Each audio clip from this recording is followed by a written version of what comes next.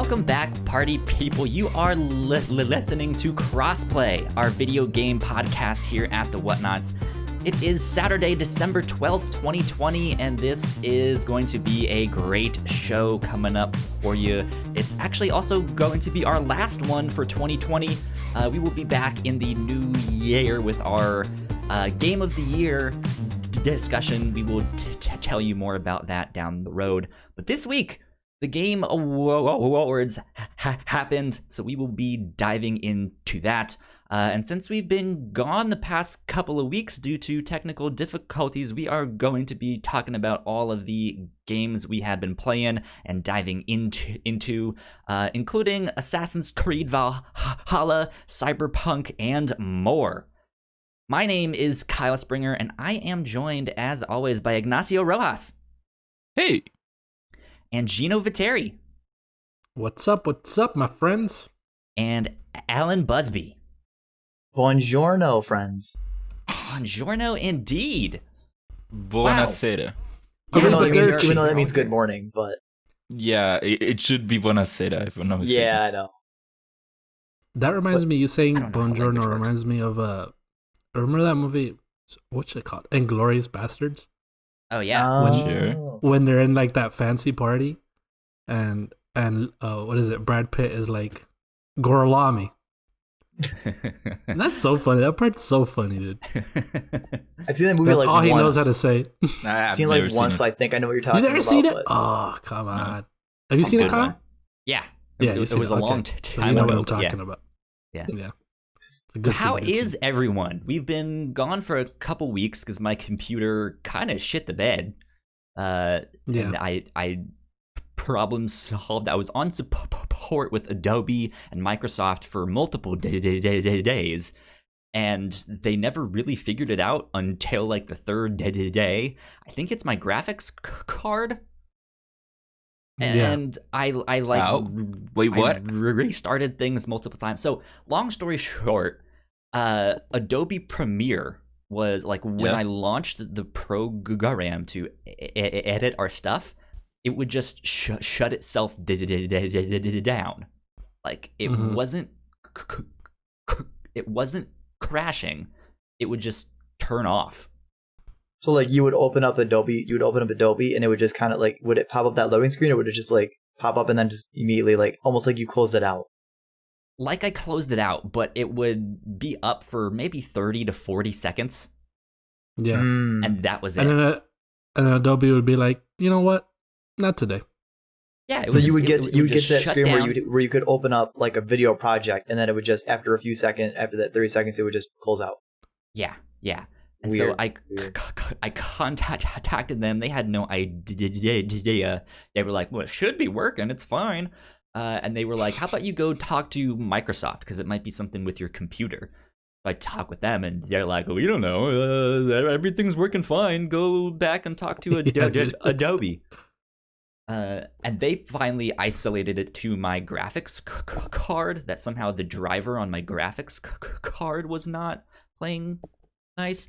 So I reinstalled the driver, and it fixed it for Adobe Premiere, but then it started to do it on a different program on Adobe Media Encoder. So it was like, okay, I could finally edit them, but I couldn't render them. So it was just like, God damn it. Like, so I did that again. I reinstalled things a second time, and here we are. Nothing has gone wrong since. So I don't know. That's the weird thing about PCs, man. They just one day decide to not work anymore. Right. PC gaming. I don't feel like right? it. I don't get it. Yeah. So dumb. I can't imagine like being tech support and you call and it's a problem that they've never heard of before. So like, what do they do in that situation? Like, I'd be nervous being tech support. I'd be like, hey, I don't know what to tell you, man. Like, so did you try unplugging the computer and plugging it back in? What? Yes. Like, let's try the basics first. I've never heard of this. We're gonna work our way backwards from simplest to more complicated. I mean, that though I understand, because there are people out there who just don't know. Like I this Yeah. week on the captain's log, I shared a story because I had a nightmare phone call with my parents because they just got a brand new 4K smart TV. It was an LG OLED, and I had to help them set it up, and it was just a nightmare. Be like, Yeah. okay, hit the home button. Well, there is no home button. Yeah. Okay. Is there Yes, a button there that is. says home? No. Okay. Is there one that has a picture that looks like a house? Yes. Okay. That's the home button. Hit the home button. And they had me on FaceTime and stuff. So it was like, okay. Can you point the camera at the TV so I can see what you're doing? And I was like, no, I'm looking at you right now. Can you? Yeah. No. Okay. Nope. That's the kitchen. Can you? You know where the? Oh my gosh. I was like, oh my god, this is nightmare. So I crazy. understand them Yeah. being like, did you turn it on and turn it off, and like restart it? I Yeah, I wonder know that if feeling very well. when we get Uh, older, would we be like that? Oh I yeah. have always wondered. Oh yeah. I'm think sure so? we'll See, get there don't know to a because certain extent. Uh-huh. yeah, but I think that we this generation we're growing with the technology Right. Yeah. as opposed to previous generations where they left off somewhere. And I think we're also more adaptable in a Yeah. way than they were. No, Yeah. no. What's going to happen is that we're all going to get a lot older, where our ability to keep up with all the ever-growing technology is going to overwhelm us. We're not going to be able to keep up with everything. So then, Mhm. when even more complex technology comes out, when we're like in our like 60s or like late 50s or 60s, is what'll happen is we'll still understand technology, but we won't understand all the really new ins and outs of how new tech works. So we'll be like, oh, well, this worked during my technology, and they'll be like, oh my god, grandpa or dad, that's not the solution this time. Why aren't you listening? You'd be like, no, this worked when I was using it. Like, what's Back in different my now? day.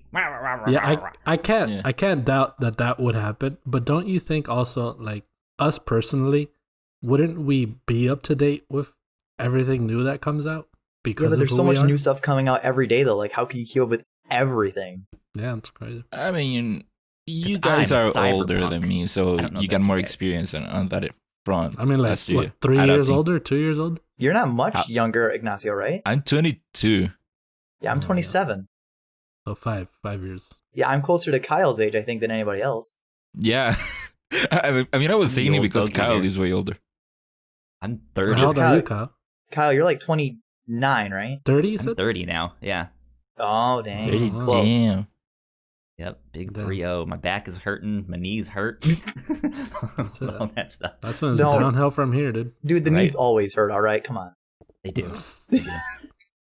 All right. Well, let's see. Let's start diving in because I think this one, since it's the final one of the year, I think this is going to be a little bit of a different show. I think it's going to be a little bit Yeah. more freeform because I know we have a bunch of video games to talk about.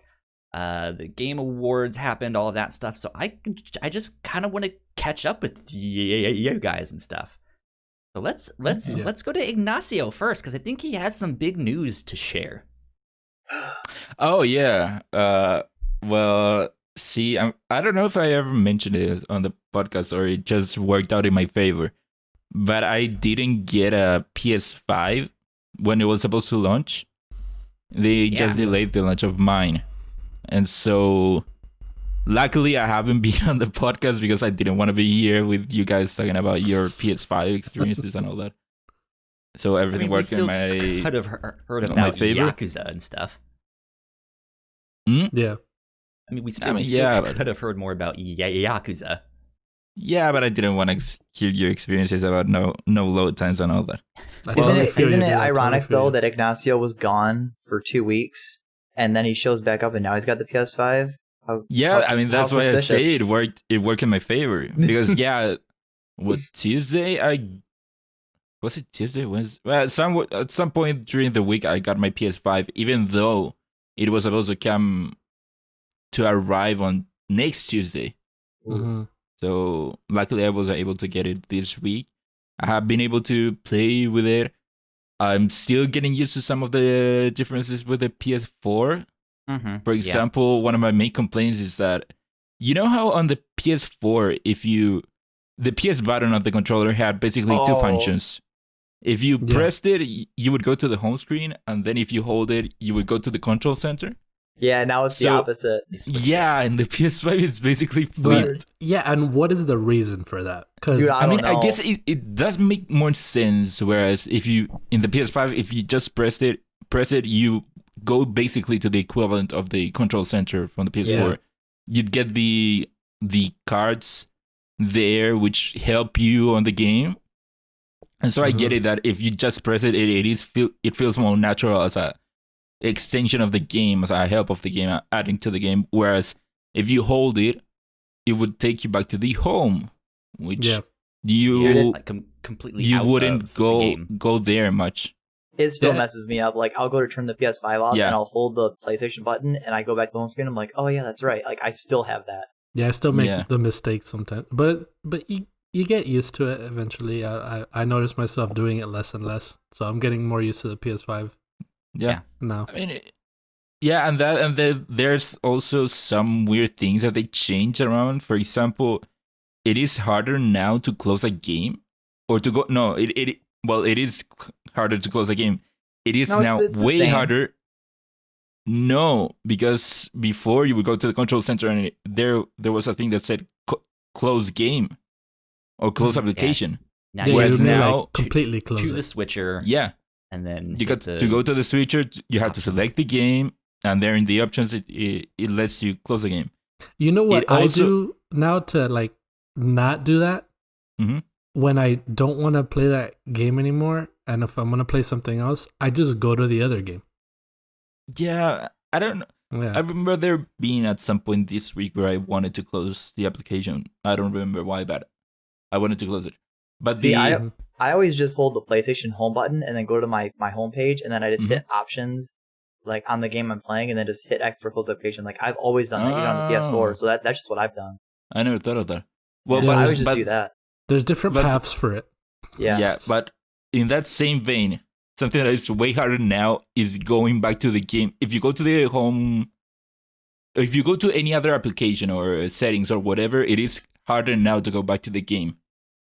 Yeah. Whereas before you could double tap the PlayStation button if you were, for example, in the options, or you can press it once and then once again if you were in another application or the store.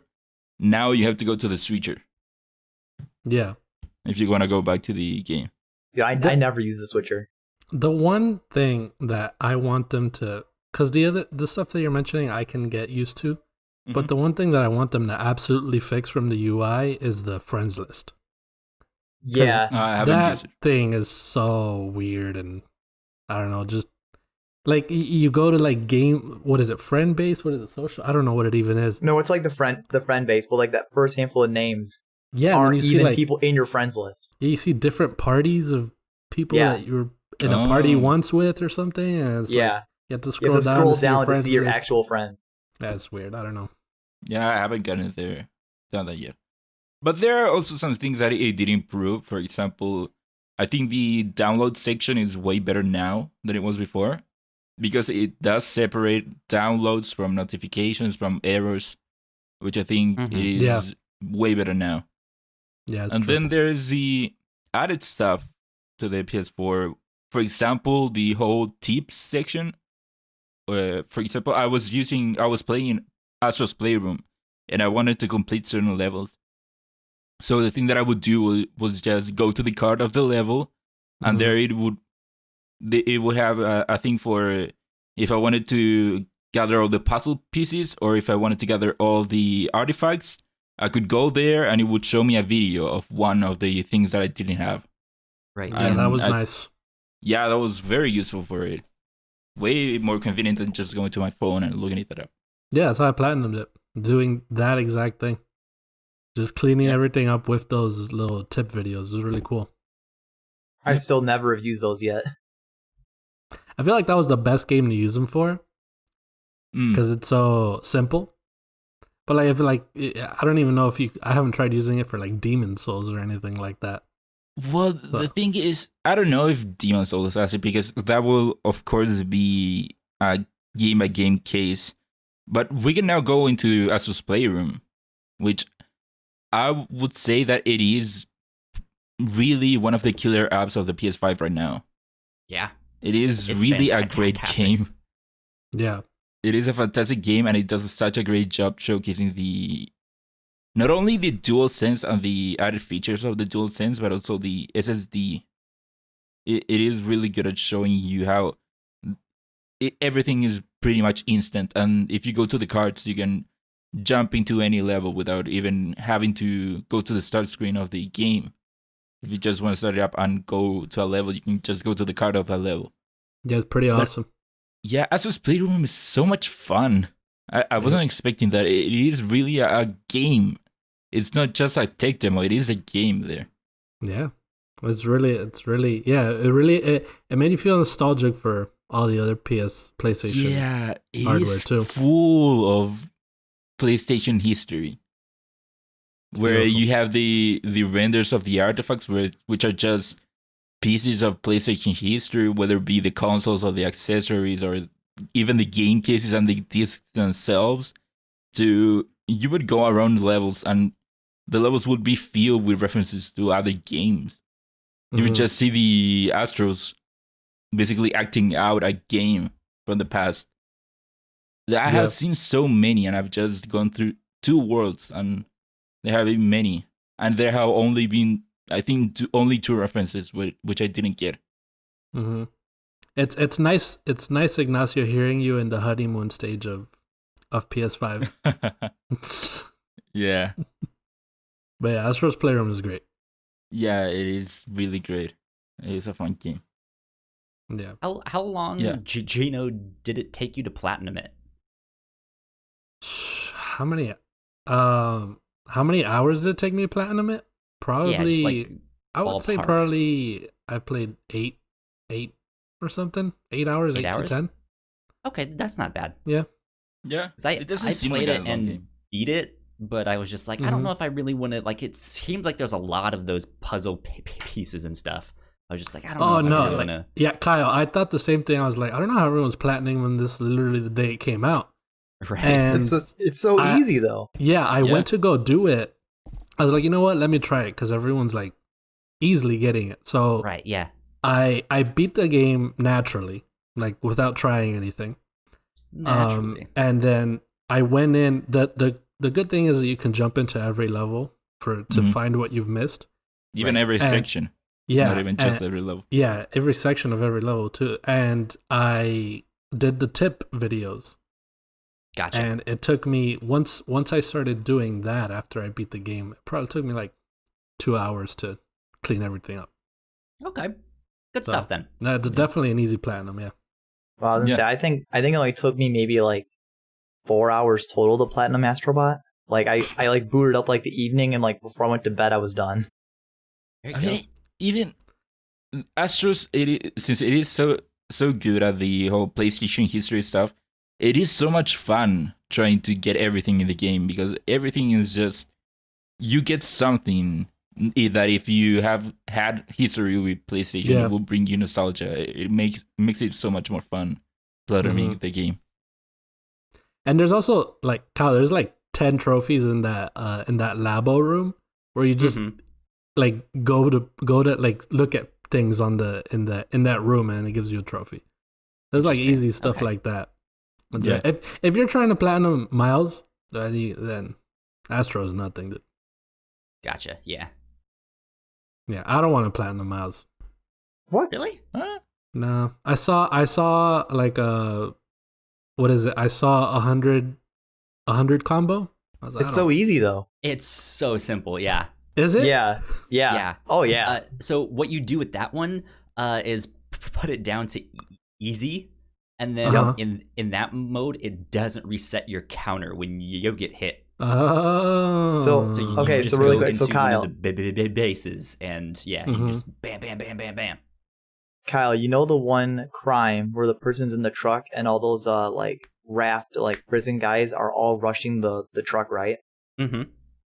That's where I got the 100 combo, and I actually like did not know you could put the game down to easy and it would not reset it. So I think I replayed that mission maybe 3 times, and I actually got it on the medium difficulty.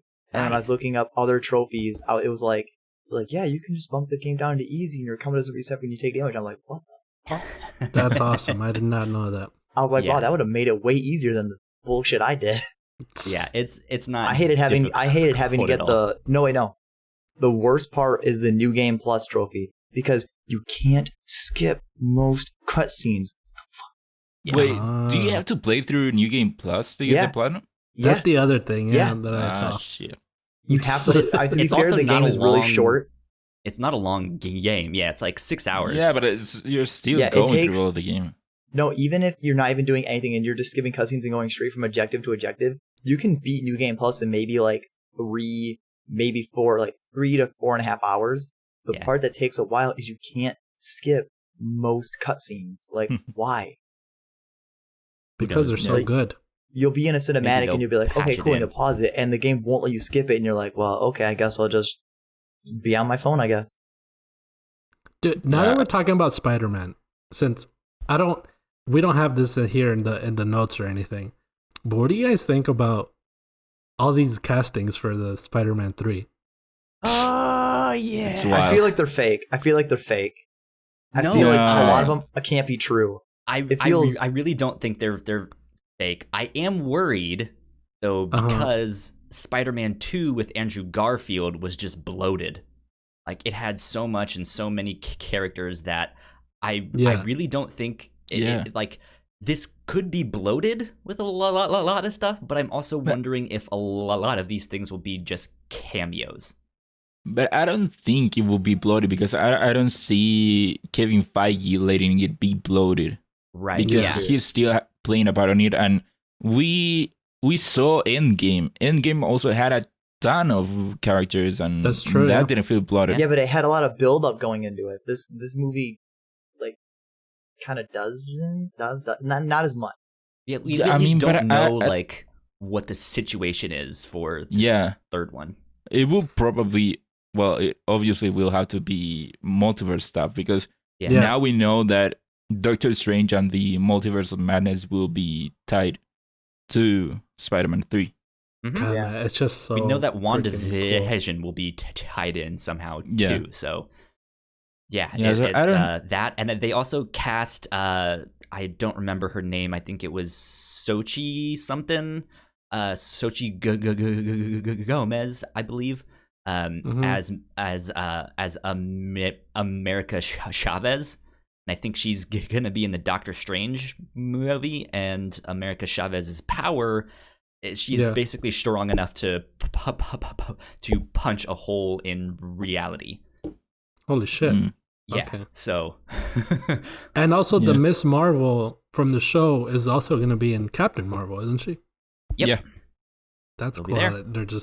They really went hard in that Yeah. showcase. Yeah. Oh my god, they showed so much. I And do wish you guys know for little tidbit? You guys saw the Falcon and Winter Soldier trailer, right? yeah. Absolutely. One of my classmates from like middle school up until high school, he's the one that got cast as the one that takes over the mantle of Falcon when he becomes Captain America. The Hispanic guy, Oh, Isaiah Bradley. no, I don't know.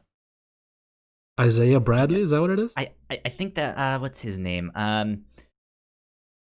Let's see. You see him in the trailer very briefly when Falcon is jumping off of the plane after Winter Soldier says there's no plan or whatever. Okay. He's like the guy in the soldier outfit or whatever, in the military outfit. It's crazy, dude. Because I went to middle school and high school with that guy, and look where he's at now, man. Wild, so cool. This guy's name, Bradley, goes by. No, I guess because he's a Captain America like villain. Let's see. Why am I blanking on his name? Well, really quick, while you're looking that up, hey Ignacio, guess what? Yeah. What? Patriot. I That's his had name. originally stopped watching Hunter x Hunter on Hulu because it only had season 1, like the first 20 episodes dubbed, and then imagine my surprise when I go on Netflix and Netflix has it dubbed, and now I'm watching more Hunter x Hunter. Thank Oh God. no, wait. Did you say God, Hun- you're a you don't disgrace say to the whole country of Japan. you don't say Hunter x Hunter? No, it's Hunter x Hunter. You don't pronounce the X. It's it's Hunter there, X. so yeah, you do. No.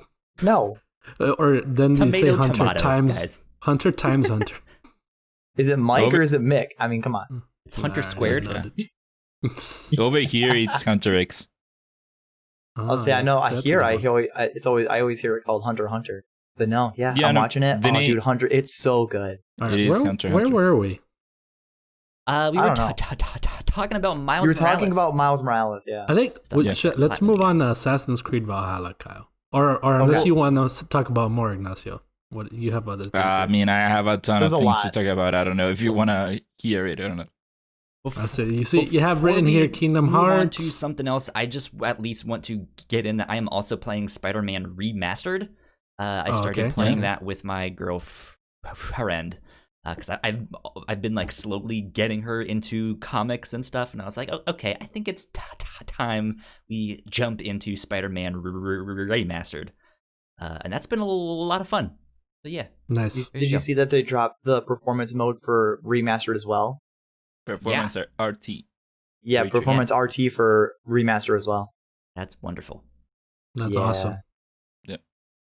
Damn, I gotta upgrade then, so I could play that one then. All right, I want to hear Cliff Notes versions. I never had interest in this game, so everybody else does. Ignacio and Kyle, I see you both had Cyberpunk. Are you both playing on the PS5? I know Ignacio's Yeah. on the PS5. Kyle, Well, where are you playing it? I'm playing it on the I'm PS5, sure- but it's the Yeah. PS4 version because that's all they have that's Yeah. out. Yeah. Is I that- started it I on have- the PS4. I have seen a lot of memes memeing on this game because it's busted. Yeah. Mhm. Yeah. Well, I started it on the PS4, and luckily for the 40 minutes that I got to play on PS4 before I got my PS5, yeah, I didn't. I mean, it wasn't really bad, but for example, when you start the game, it plays a cinematic showing you the city. Yeah. And when I started it and the cinematic was chugging, I knew that it was gonna be bad. Now, Kyle, how much does this crush you? Because you were beyond stoked for this game. I'm actually still like, stoked. waned you at all? Yeah, how do you feel about it? I mean, yes and no. Like I'm still super excited for this game, and I'm enjoying my time with it, and I'm liking it more and more as I go on. Right now, I've played Yeah. about 10 hours, and I haven't even gotten to the title card yet. Oh god. No way. Jeez. Yeah, I've seen some people do it in like 6, and then What are I you think it playing was- as? I'm playing as a street kid. Nice. Hell yeah. Same here. And I think it was Rob Zachney over at Waypoint Radio was like, yeah, I played 18 hours and then saw the title card. So At that point, what is the point of the title card? I don't, I don't know. I don't even know. But yeah, I'm enjoying this immensely. But I yeah, it's absolutely buggy and Do yeah. I've been seeing people say it. Do you think Cyberpunk should have been delayed again? Or do you think it was yes fine? and no? Like, I mean, that's the thing. Like, it's been in development for so long. I mean, I know nothing about game development and stuff. So me saying certain things like what I'm about to say doesn't really mean much. But like, I feel like it should have been better than what it was by Yeah. now, right? Yeah. Yeah. But at the same time, yeah, this should have come out next year. Like, I'm sure this they is- they absolutely wanted to delay it Yeah. again, but they know that they couldn't. I mean, it has been in development for a long time, for most of these generation or these Yeah. past generations. So at some point, announced you it have before to. the PlayStation 4 and Xbox One was out. Wow. Yeah, they announced it in like 2012, I think. Yeah. Yeah. So at some point, you have to release it. You cannot keep And delaying the game. These developers need to stop doing that, man. So Stop my, announcing 10 years early. my Yeah. last question is: I do agree. you think when CD Projekt Red releases the specific PS5 version of Cyberpunk, do you think that's going to amend a lot of it, or do you think that's not really going to do much, despite playing on the upgraded version on the PS5? I don't think it's going to amend much. I think they're still trying to get a handle on things now, because I don't think their day one patch came out as a day one patch. Like they've been having a bunch of hot fixes of like, oh, we fixed this one thing. Yeah. Well, most of the bad press that it is getting is coming from the PS4 and Xbox One versions. Yeah. So an Xbox version isn't gonna fix that. Well, And to me, it's clear that at some point they must have realized that what they're doing is either too big or that they just needed to be focusing on or taking into account bigger or better hardware, which by then would have left the PS4 and Xbox One versions being underpowered in a certain way for to play the game, because it clearly feels that on PS5 that is how the game is supposed to run. It is supposed to run with that amount of hardware, even though it is a PS4 version. Yeah. So at some point they must have thought they needed more power for it, and by contrast, because of that, they left the less powerful hardware behind. Well, to be fair, like Jake Baldino of Gamer Ranks had the Before You Buy, and he's playing on a PC that's like near top, like almost top of the line for Cyberpunk 2077, and it still has issues. Like even if you're playing on PC with like the best shit you can have, it's still a buggy mess. Yeah, I mean, those are two different things. One of it is the game itself having bugs, and then the other thing, which is what is happening with the PS4 and Xbox One versions, is that the game cannot run the game as it should be run.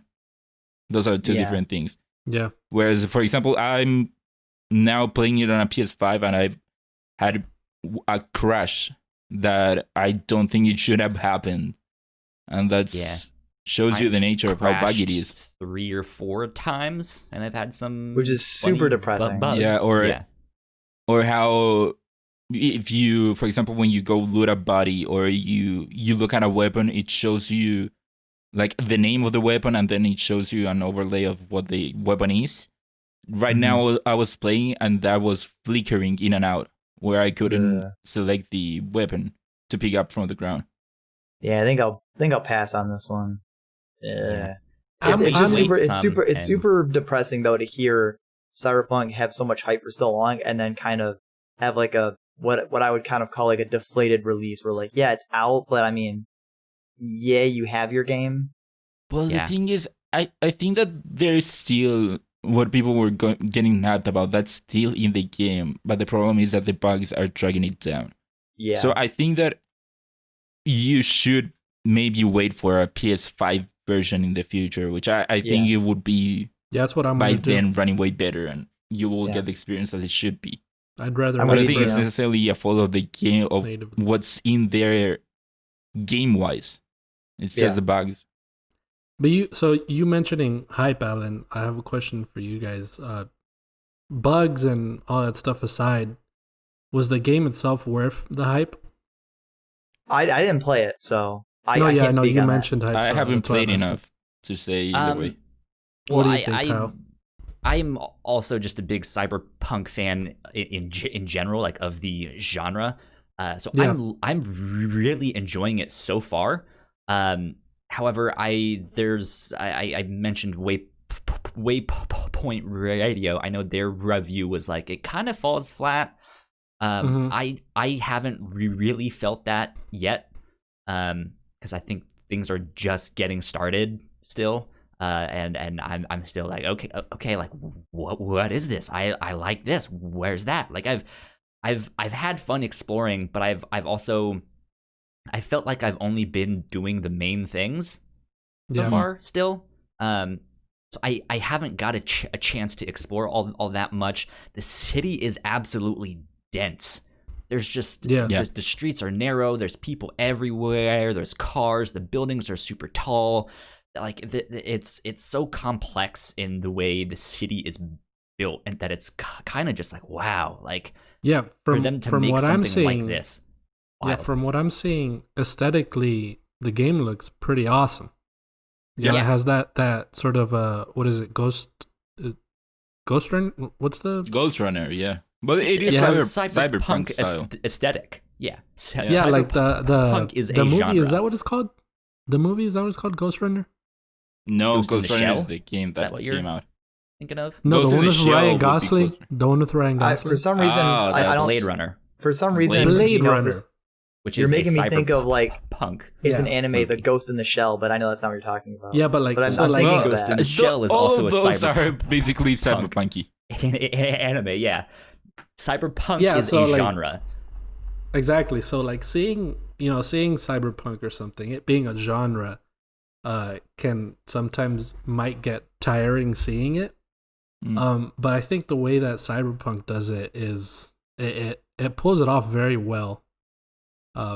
Aesthetically, everything looks super the way it should look. All the neon lights and the dense streets, like you're saying, I assume you see advertisements everywhere of different stuff. Yeah. Like it's a capitalist society, and it looks cool. Yeah, it's But watching gameplay, it doesn't look like the revolutionary game that CD Projekt Red said it was going to be.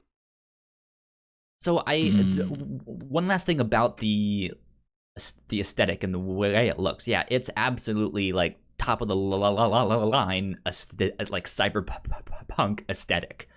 However, I think that's one of maybe the problems of the cyberpunk genre is that it looks fucking cool, and so many people focus on that and not the actual themes of this, where it's like, hey, corporations bad, robots probably bad, right? Like all of this stuff. It's like a lot of people when they watch Gundam, they're like, oh, cool robot. Where it's like, hey, the whole show is actually like, no, bad robot, bad. No. Yeah. So I think it's kind of veering off in that direction, but I haven't played enough to really see that happen yet. But yeah, like I think comparing it to Deus Ex, if you guys have played those it looks a lot like games, that. Yeah. Yeah, it's a lot like that. However, I think in the storyline of Deus Ex, like all of those cybernetic like implants and augmentations and stuff like that, like they had story reasons for being there. Of like, oh, it was to get certain jobs and stuff. They had to do that. Whereas in Cyberpunk 2077, it just seems like the thing to do.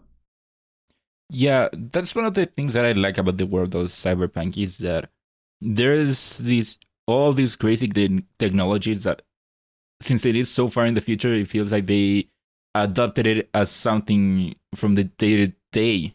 For example, there's one mission early on where you have to go to this one guy to get a cybernetic enhancement. And the way that it is presented, where you have a menu, you can choose what augmentation you want, and it's done just there. It's very fast. It does feel like you're going to the store and picking up whatever piece of hardware you want. It is that easy. Or, for example, another big element from the game is the brain dance, which is basically it is a recording of someone's experience of something.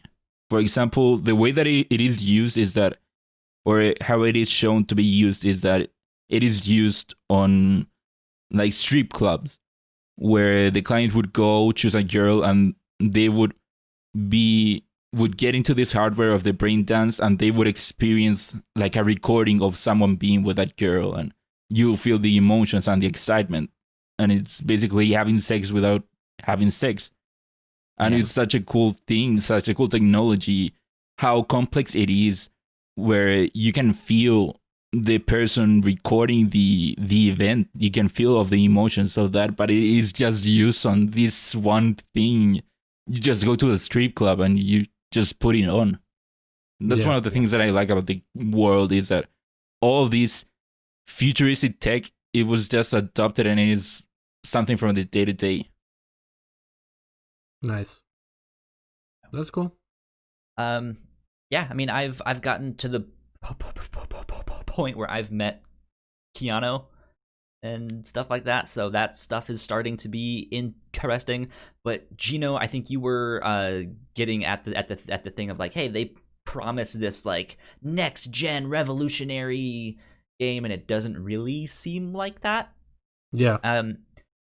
From what I played so far, it seems like it is more so a top of the line, like culmination of what we've seen from this previous generation, where it's a big open world. There's lots of stuff going on.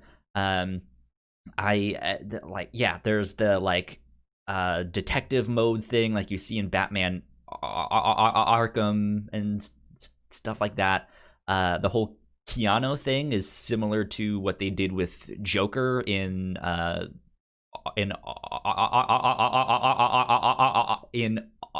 Arkham Knight. So that stuff is like it has a mix of everything in there, and it's like, oh, this is neat. This is actually kind of working out well.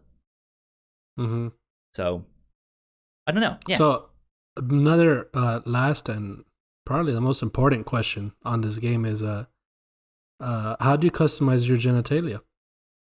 Oh man. It's right at the start, and it kind of hits you out of nowhere. Yeah, what'd you do? How'd you do it? Long, short, what do you do? It starts with the character creator, and you're like, okay, picking the face and the nose and the eyes and all that stuff. I have to say that I really like that part, the character customization. There's a lot of good stuff, but then there's certain things I'm just like, this is kind of dumb. But yeah, so like I'm playing a woman. I'm playing a street kid. And yeah, I was picking out the face and the eyes and all that stuff, and then it's like, okay, pick what kind of nails you want. Yeah. And when I went to the nails, it zoomed out, and my character is just butt ass naked. And so if you picked a guy, like you will see straight up dick, like right there. If you picked a girl, you'll see tits and vagina right there. Yeah. And it's just like, oh, okay, sure. I hope you spent time on your nails though, because that is what you're gonna see the most. I'm assuming, right? I certainly did. Yeah. Okay. Cool. But yeah, so then you get down to the options. You have 3 options for your you have 4 options for the genitalia. You have one that's kind of like an underwear / Barbie doll. Just there's nothing there. You don't need to worry. Boring. Yeah. Then you can have a vagina, or you can have a circumcised or uncircumcised penis. So now it's a party. Yeah, now it's a party. Yeah, now it's a party. Yeah, and after that, there is another option where you're customizing the previous option. Yeah, you can make it longer or shorter. Pick your dick size, and you can pick your boob size, but there's really only one vagina, which is strange. That's not fair. You should pick your vagina size as well. But then there's also like 6 different options for pubic hair.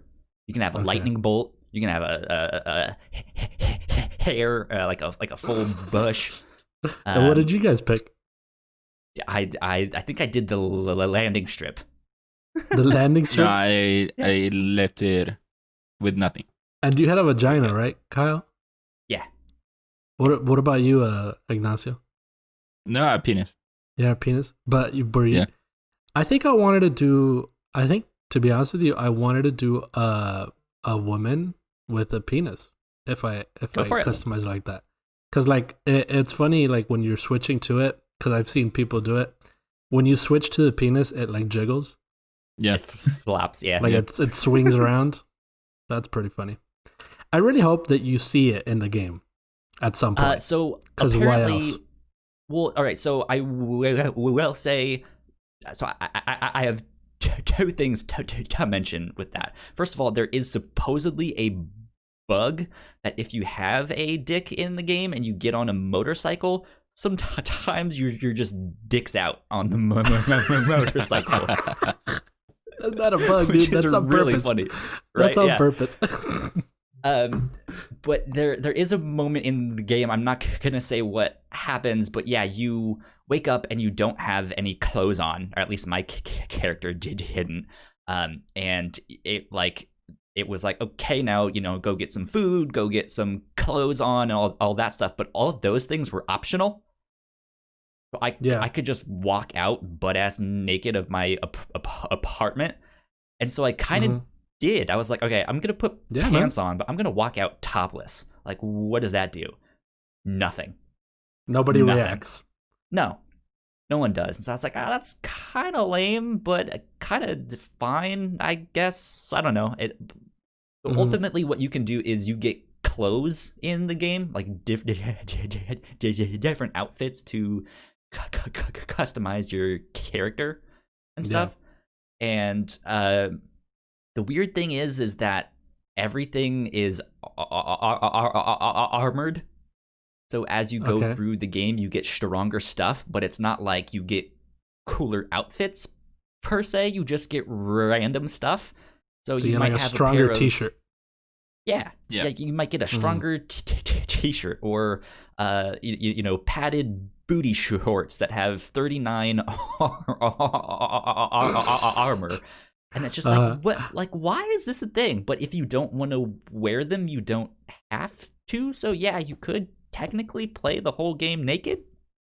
Also, it is first person, so it's not like you're seeing it much. Yeah. So. Do you guys think the game would have worked better in third person? Not the game the way it is now, but do you think this game would have been cooler if they made it a third person game? I don't it's know. Fine, but personally, yes, I kind of want third person. That's just me. Yeah. Yeah, that's when they initially announced it, I was like, oh my god, the Witcher developers are making a Cyberpunk game. That's gonna be awesome, because I thought it was gonna be like a third-person futuristic action-adventure game like that. When I heard it was first-person, I guess I lost interest. It would give more incentive to your customization if you could actually see your character in the world instead of just that too. Let me customize it to never see you. Yeah, you see them in cutscenes every now and then. It depends if there's a mirror there, or if you're laying down, you would see your body. Yeah. But it's not much. You don't see your character much unless you go to customize the outfit stuff. So well, let's go to Alan. I think if we're done with Cyberpunk for now, because he's been kind of quiet. I just haven't played Cyberpunk. I only see memes of people either like criticizing it or memeing on it. But I love the. Do any of you follow Imran Khan? Yeah. No, I don't. I keep forgetting to follow him. So Jason Schreier tweeted out the bug that he was experiencing which was trees. That random small trees would pop up on scenery that they didn't belong there. Yeah. And then Imran retweeted it with like something like nature is retaking the world or something like that. Making the comeback.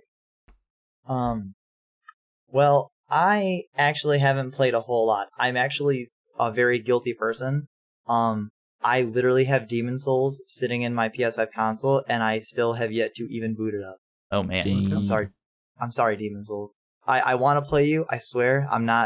I have nothing against you. I want to play you, but I gotta play Devil May Cry for the 5th time. But I gotta play Devil May Cry 5, and I played it last week, and I played it last weekend. I played it like all day today since I woke up. And guys, the game is just as good as it was for the PS4, if not better, because all the load screens that Devil May Cry 5 has that were like 25 to 27 seconds long every single time, now they are literally like 1.5 to 2 seconds. I can't even pull out my phone before the loading is done. That's so awesome, dude.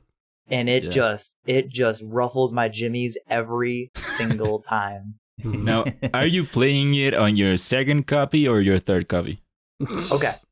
So Ignacio called me out for this. So I bought Devil May Cry 5's like deluxe edition when it launched on the PS4 in 2019, and I actually had a buddy give me the PSN codes or whatever, and he didn't give it to me for Devil May Cry 5, but he gave me that. But I used it for Devil May Cry 5, in secret. Yeah. So I bought Devil May Cry 5 digitally because I didn't want to wait to play it anymore. But yet I still had my GameStop pre-order for it that I sold games to pay it off at GameStop. So I literally own the game digitally and I own it physically. Okay. Didn't you buy it a third time? No, that was my third time. Like I bought it for the PS4. Yeah. And then with the PSN wallet thing, I bought it digitally. Yeah. Like the PS5 version, and then I also had the PS5 pre-ordered copy also. Physical. It's like in total, I only bought the PS5 one twice, but I own now 3 different copies of Devil May Cry 5 in some capacity. And this game is amazing. Like I know people have been critiquing that you can't import your PS4 save, so you can't get all your progress back or anything else. You literally have to play from scratch. And I get where that can be upsetting to people, but dude, I don't even care. I don't even care. I'm playing this game to completion again, and it just gets me going. Like I watch combo videos, and I'm nowhere near leagues to be like combo mad. But God, I love this. Is that for a platinum? If you get combo mad, is that a trophy? No. Combo mad is just if you look up anything on Devil May Cry in general, you'll see people doing really, really crazy movement combo tech, and it looks fucking beautiful. So you have platinum this before? Yes, I have platinumed it. I'm now platinuming again. The hardest trophy in the game is getting an S rank on every mission except for Legendary Dark Knight mode and Heaven or Hell. So I have to play Human, Devil Hunter, Son of Sparta, Dante Must Die, and Hell mode and get an S rank on every single mission, and that's 20 missions each. So it's a lot of playing. Gee, I hate those types of trophies. Oh, I love it because then it just lets me get better and brings my skill up. But I'm a big gameplay person of high skill ceilings. Like cinematic and story driven games are amazing, but once I'm done, there's nothing else to really strive for. I kind of Miles Morales. I'll never go back and play it again unless I do a let's play on it in the future, and everything else. But something like Monster Hunter or Devil May Cry that just has a high skill ceiling, I'm drawn in by those so much because I can play it and beat it, but the amount that I can learn and perfect never seems to end. I'm always learning something new. Interesting. And that's what draws me in. I'm terrible as playing as Dante. I'm always bad at playing as Dante because he has so much potential.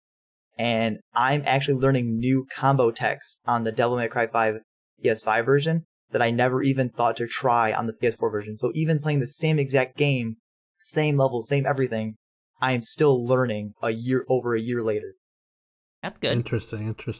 Yeah, I'm usually there to not think, so I always play on story mode. Oh, see, I have a question. Yes. How is this running compared to the PlayStation 4 version? Very well. So it has a lot of settings. I don't know if it's because my TV can't, but I can't put it in I think 120 frames. Oh, you can. Mode. You can. I know it has that feature, but I don't think my TV supports it, so I can't. So Gotcha. I'm stuck between either ray tracing full graphics resolution, but 30 frames, or I can play on performance / ray tracing, where I can play 60 frames per second with some ray tracing at 1080p, and I choose that mode because I want the high frame rate for movement tech and battling. But the game looks great. The little bit of ray tracing that I do see looks amazing. I think I've only had one room of the whole game I played where I had slight frame drops. It's in mission 2, there's a room that has a really shiny, almost glossy floor like you see in hotels. Yeah. Okay. Yeah. And when I walk in there, the frames will dip, but it only dips for maybe 1 second. Walking into the room, having the enemy spawn, that's when my frames dip for a second. I don't know how far down they dip, but by the time the enemies are actually there where I can fight them, my frame rate is perfectly stable again. Good stuff. And other than that, I've had no performance issues. The game has not crashed. I haven't had it lag or freeze or really anything. Everything runs very smoothly. I haven't played turbo mode yet, so I don't know how increasing the speed of everything by 20% will affect that. I don't know, but yeah. How much longer do you think you have until you platinum this one? It's probably going to take me all of December considering all the videos I have to work on, but I'm hoping right now I have all my videos on YouTube scheduled up through like the 4th of December. So I'm Nice. good to just binge this game besides streaming. It's So, tough. which is a great segue because I am almost done with Crash 4. I only have 3 more levels in the whole game to get an insane perfect on. So there you go, Jeez. Ignacio. Only 3 levels that I have to beat without dying. Are you So insane yet? I'm just playing every hard game. Have you gone mad? I've come close. Are you mad? Bro, are you mad, bro? No, okay. Like, so I'm not gonna go too much. I'll just mention this real quick in passing. So, not even getting into Crash 4 specifically, but like this game, Crash 4, does not lend itself for replayability. And the problem with the perfect relics that I think makes people go insane is because getting the perfect relic causes you to be obviously perfect, flawless. You have to be great. But as I'm getting to later levels in the game, I'm learning that there are some not very polished parts of Crash 4 or not very mechanically, polished parts of the game. Like specifically Crash 4 has wall running. There's literally a part where I wall run and I'll literally jump to the wall and Crash won't snap to it. Like he'll literally touch it, but he won't snap to it and I fall to my death at the end of the level. So I have to replay the whole level again because that one specific section is not polished. So that got you mad. That got me mad because literally I'm doing what the game is demanding me to do. The game is not allowing me to complete it because it's not as polished as it probably needs to be in certain areas, which the perfect relics in idea are good, but because the game is not fully mechanically at 100% all the time, it makes some deaths feel like they're not your fault, and that really can frustrate you. And that's why I think it's such a problem that that's a trophy in the game or even a condition in the game. But yeah, Devil May Cry 5, 10 out of 10. Honestly, if it wasn't a re-release, it would easily be my game of the year. But Crash 4, still really great. Just, you gotta work some stuff out, bro. It is really good, but you shouldn't try to get the platinum on it. Well, I It's mean, insane. should and want to are two different things, but, You shouldn't. you know, it makes you wonder what I would be like if I would, like, maybe I'm a masochist. Maybe I like being Yeah. fun. You do. Probably. That's very Huh. obvious. Yeah. Hey, sometimes when you get your ass beat, sometimes it just feels good, you know. Mm. Hey, each Anyways. their own. Yeah. Yeah. Gino, Mhm. it looks like you've been playing Immortals Phoenix Rising? Yeah, so I played a little bit of Immortals. I played around 10 hours, maybe. Okay. And this game is a solid, just want to start off the bat, a solid 8 out of 10. No, Wow. Oh, it's no, that good? 7. Oh. 7. Let's say a solid 7 out of 10. Let's do that. Is it really exactly like Breath of the Wild? I personally think Genshin Impact is more like Breath of the Wild than this. Really? But I Oh. think since Immortals is, a more, I don't know, like this game is being talked about more. People are comparing it to Breath of the Wild because it does have similarities. Yeah. But it's not as similar as I've seen Genshin be because I've played that one extensively. And that one seems more similar to Breath of the Wild than this one is. So I wouldn't compare it to Breath of the Wild. This game is its own thing. The story's very quirky, very cute. It's very different than what Ubisoft has done more recently. So that is in itself is a good way for the score to get better because of the story itself. It's a nice little story. Just for people that What don't do you know, mean it's by it being different? so the way Ubisoft games are, when you think about Assassin's Creed and Watch Dogs, those are way more serious than this one. This one Sure. seems like let's say Valhalla and Watch Dogs are Disney original movies. This is a Pixar movie. That's what it is. That's how you can compare it to those. It's very Pixar like. That's but it's more rather than Pixar. It's like you're playing a DreamWorks. So it's kind of cheeky, but not like in your face. Yeah, no, it that's why it's cute. It's like playing a DreamWorks movie. There we go. Perfect. Exactly. Okay. Like that's like playing a DreamWorks movie, which is super nice. I started on. I had to bring it down to easy because it was actually pretty hard too.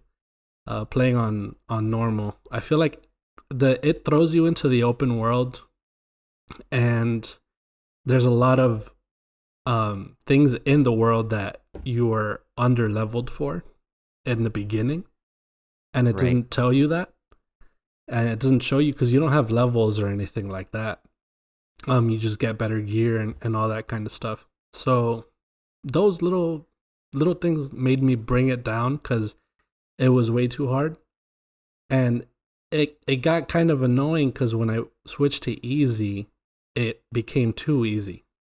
So I don't like. I feel like I'm gonna have to be switching between both normal and easy because I don't want to blast through it like that, but I want to have the challenge. like an accessibility difficulty where you could like toggle stuff on and off or tone it down or tune it up would be better. Yeah, exactly. Aside from that, it's very similar to Assassin's Creed and Watch Dogs and it's the typical Ubisoft world. It's very pretty. It's a very nice. It's like 4 different separated. It's one huge map with 4. I guess you're trying to liberate different parts of the map that are specific to different gods. So the first one that I visited was Aphrodite. So it was all jungle-like, and there was flowers everywhere, and very waterfalls, beautiful. And then I finished that, and I went to Ares, and this is more like a barren desert, war machines everywhere, stuff like that. So it's very specific to the god of that region. And every god, it's cool the story the way it is because every god has they need help because they've basically lost what they're saying is their essence, which I'm taking as their personality. Their mojo. So, yeah, their mojo. Dude, you've thrown off my groove. Yeah, like Aphrodite lost. No, not my mojo. Yeah, she lost like her self-esteem or whatever, and she was very self-conscious about herself, and you got that back, and then she became her beautiful self and all that stuff again. And then Ares lost, I guess, his fighting prowess or something. Because his confidence, probably. Yeah, because not only do it's not that they just lost that, it changes the way they look. So Aphrodite was like she was a tree. And I ran into Ares, and it was this big bear that was talking to me. But the funny DreamWorks part of it was that the bear was his friend, and he was behind the bear, and he's actually a little rooster that was talking as the bear. So just like little quirky stuff like that. That's cute. So I haven't played that much of it. It's fun, but it's overwhelming to play 2 Ubisoft games at once. You said that you would give it like a 7 out of 10. Like what in the game holds it back from being a solid 8 or even a 9? Like what's the bads? For me specifically, I think what holds it back is the fact that it doesn't do anything new, pretty much. It copies a lot of what other games are doing, so it doesn't. The way it holds its own is through the story and the characters, and that's why I would give it a better score because of that.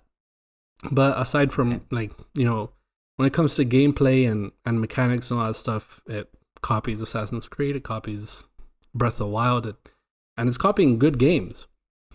But is it doing it bad though, or is it doing it just as well? It's doing it just as well, but it doesn't do anything better. So just like I would give, like Valhalla and like these aren't 10 out of 10 games, These are the average, good, fun to play games. And yeah, like I said, it's overwhelming to play 2 Ubisoft games at once. So it bouncing between 2 of them is a little tough. But at least they're similar enough so you're not getting like lost in translation of like, oh crap, how do I play this one? That the one thing I would say is better about this game is that it doesn't overwhelm you with a shit ton of icons on the map.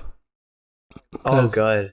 Like it has the similar climb a tower and look for stuff.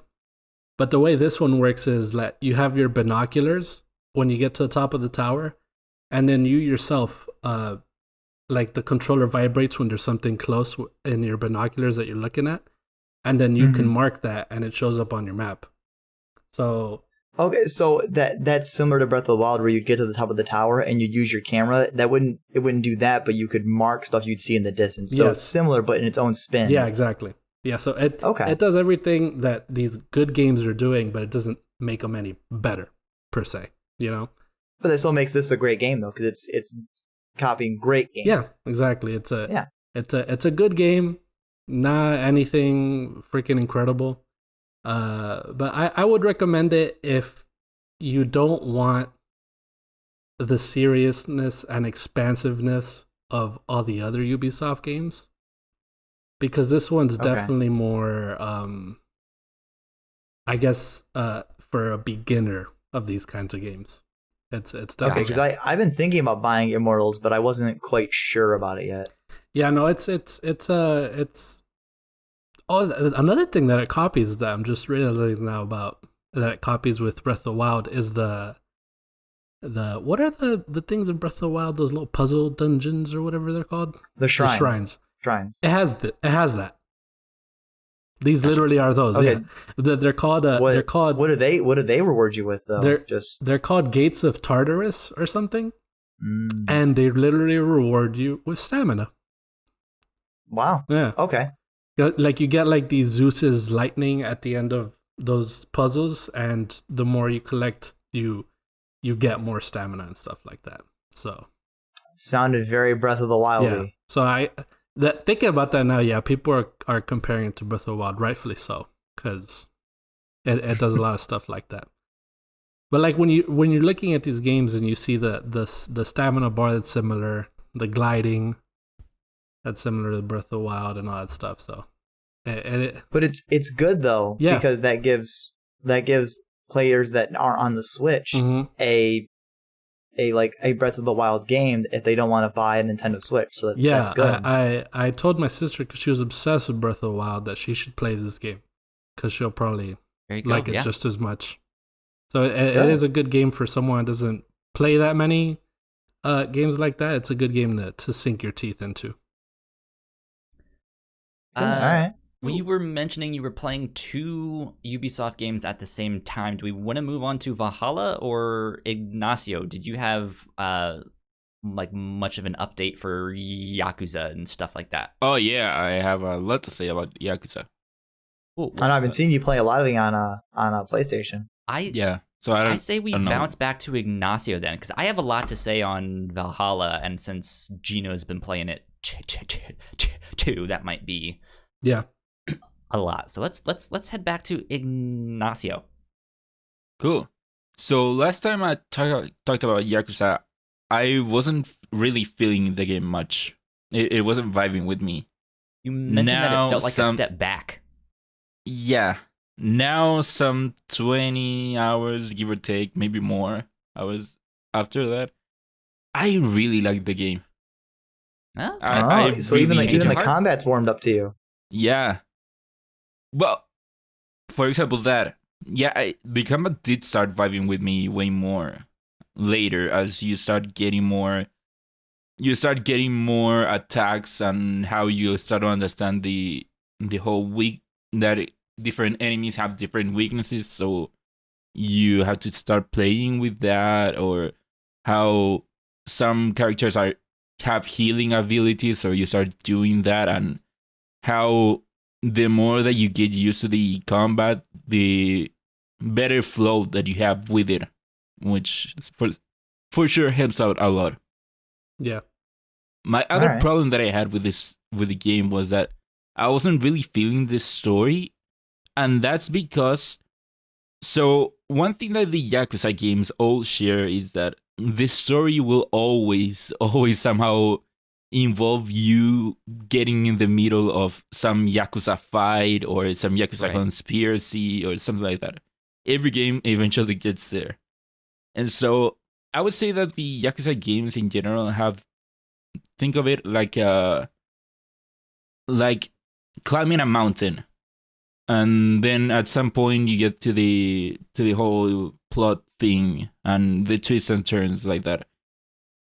Yakuza Like a Dragon has that same thing, but at some point it just, instead of going up, it's just a plane. It's just you stop going up and you just go forward. It plateaus. It plateaus basically at a certain point. So that's why I wasn't feeling it much for a good chunk of the game. Okay. But eventually it does pick up. You start seeing what's going on in the background and you get more and more involved in the game. And that's when it really starts feeling like a Yakuza game and why I like those games. And yeah, by the end of it, I really liked the game. To the point that the ending did get me emotional Oh, so when you you've get there. beaten it. So you beat the story. Oh yeah. Nice, nice. Okay. You gonna platinum it? It's no. Oh, I'm done with Ignacio. no. No, There's so much in those games, though. The Yeah, game that is did- so long. Freaking Yakuza, am I I right? think it is the longest game in the whole franchise. Oh, jeez. And to me, Yakuza 0 was already long, and that was basically 2 Yakuza games combined into one. So around how many And this hours one's did it way take you to long. beat it? Maybe like 30 hours, Oh, okay. more or less. But yeah, no, I really liked the game by the end of it, and that doesn't mean that I didn't have any problems with it. For example, I still think that while I like how the turn-based combat and it being more of an RPG makes a lot of sense within the story of it. For example, I mentioned last time how since Kasuga Ichiban, he is the protagonist of the game, and since he loves Dragon Quest and he sees himself like the hero of an RPG, the way that he sees fights, he sees them as an RPG fight, which would be Right. turn-based. Yeah. And also, I like how you can see the difference between him and Kiryu, who was the protagonist of the other Yakuza games, in that Kiryu was a loner and he was much more of a martial artist. And because of that, you see that reflected on the gameplay where he mostly fought alone and it was a beat 'em up basically. Yeah. Whereas with Ichiban, he like I said, he sees everything more of an RPG. He sees himself as a hero, and he also is more charming, has more friends, and because of that, he has a whole party with him. To the point that by the end of the game, I think I had like 8-9 people on my party, Oh, wow. and that's because that's his personality. That's funny. He relates with people way more than Kiryu ever did, Now, when and a I fight like how that reflects on the game. breaks out, do all 8 of those party members be like, "What's up, bitch?" and say hi there, or is it like, Sounds so funny, dude. What's up, bitch? or is it like, Well, hey, or is it like, hey, you can pick 2 of them or 3 of them, and we'll use those ones. No, yeah. So does it let you use all 8, or is it like No. like a party of 4?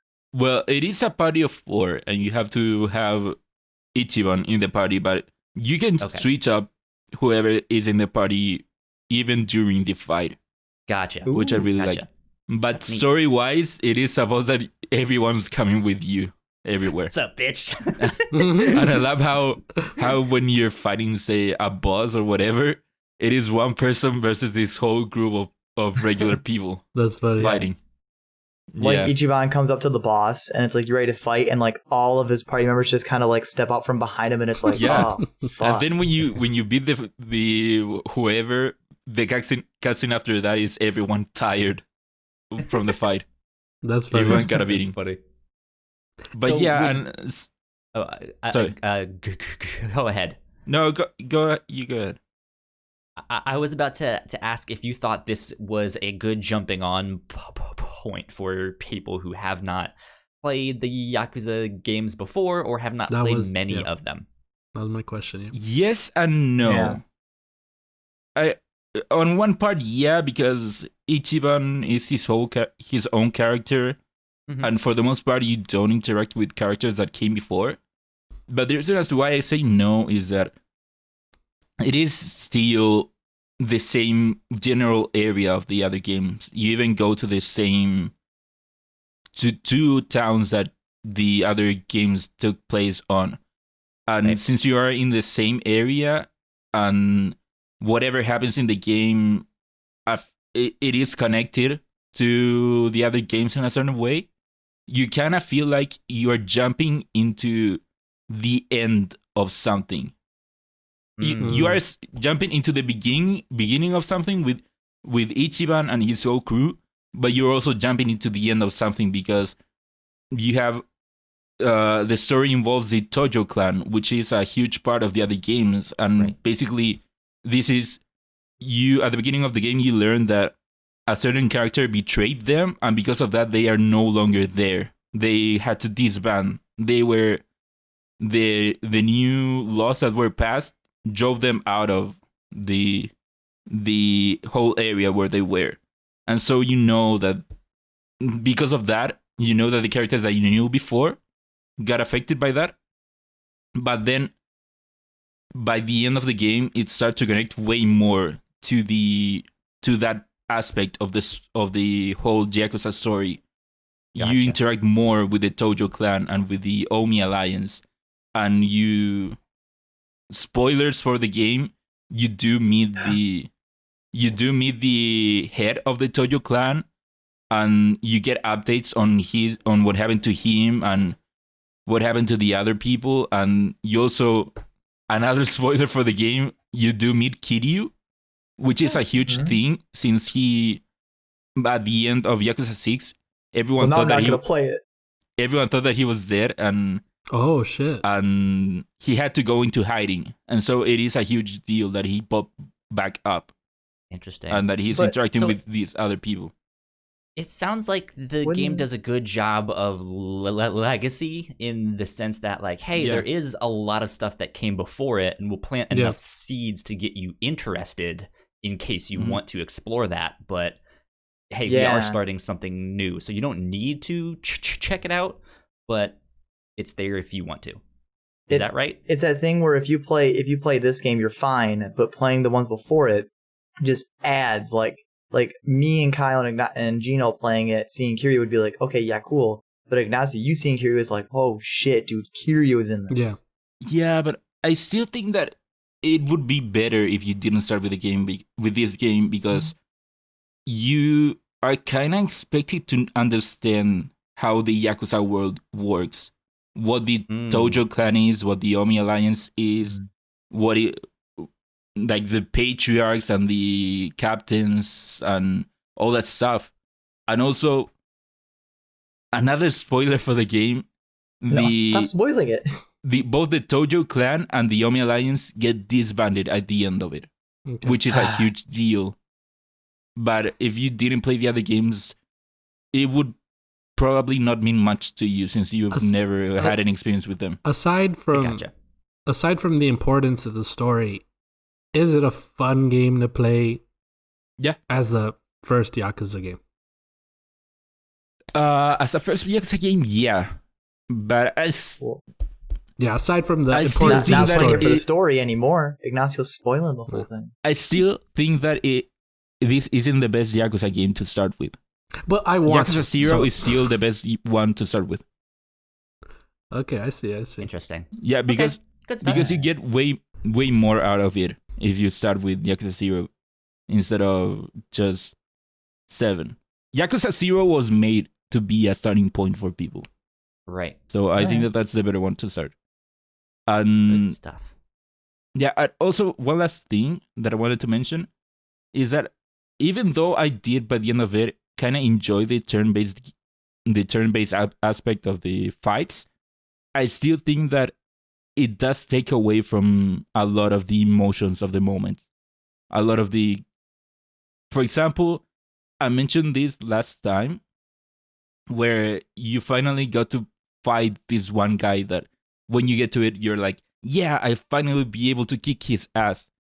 And then it's a turn-based fight, which I think takes away a lot of it, takes away out of it. Slows it and down. that keeps on happening. Yeah. And so there's another thing, another like Yakuza cliche, which is that you basically in every game you have to infiltrate a clan headquarters. That's Right. something that happens in almost every game.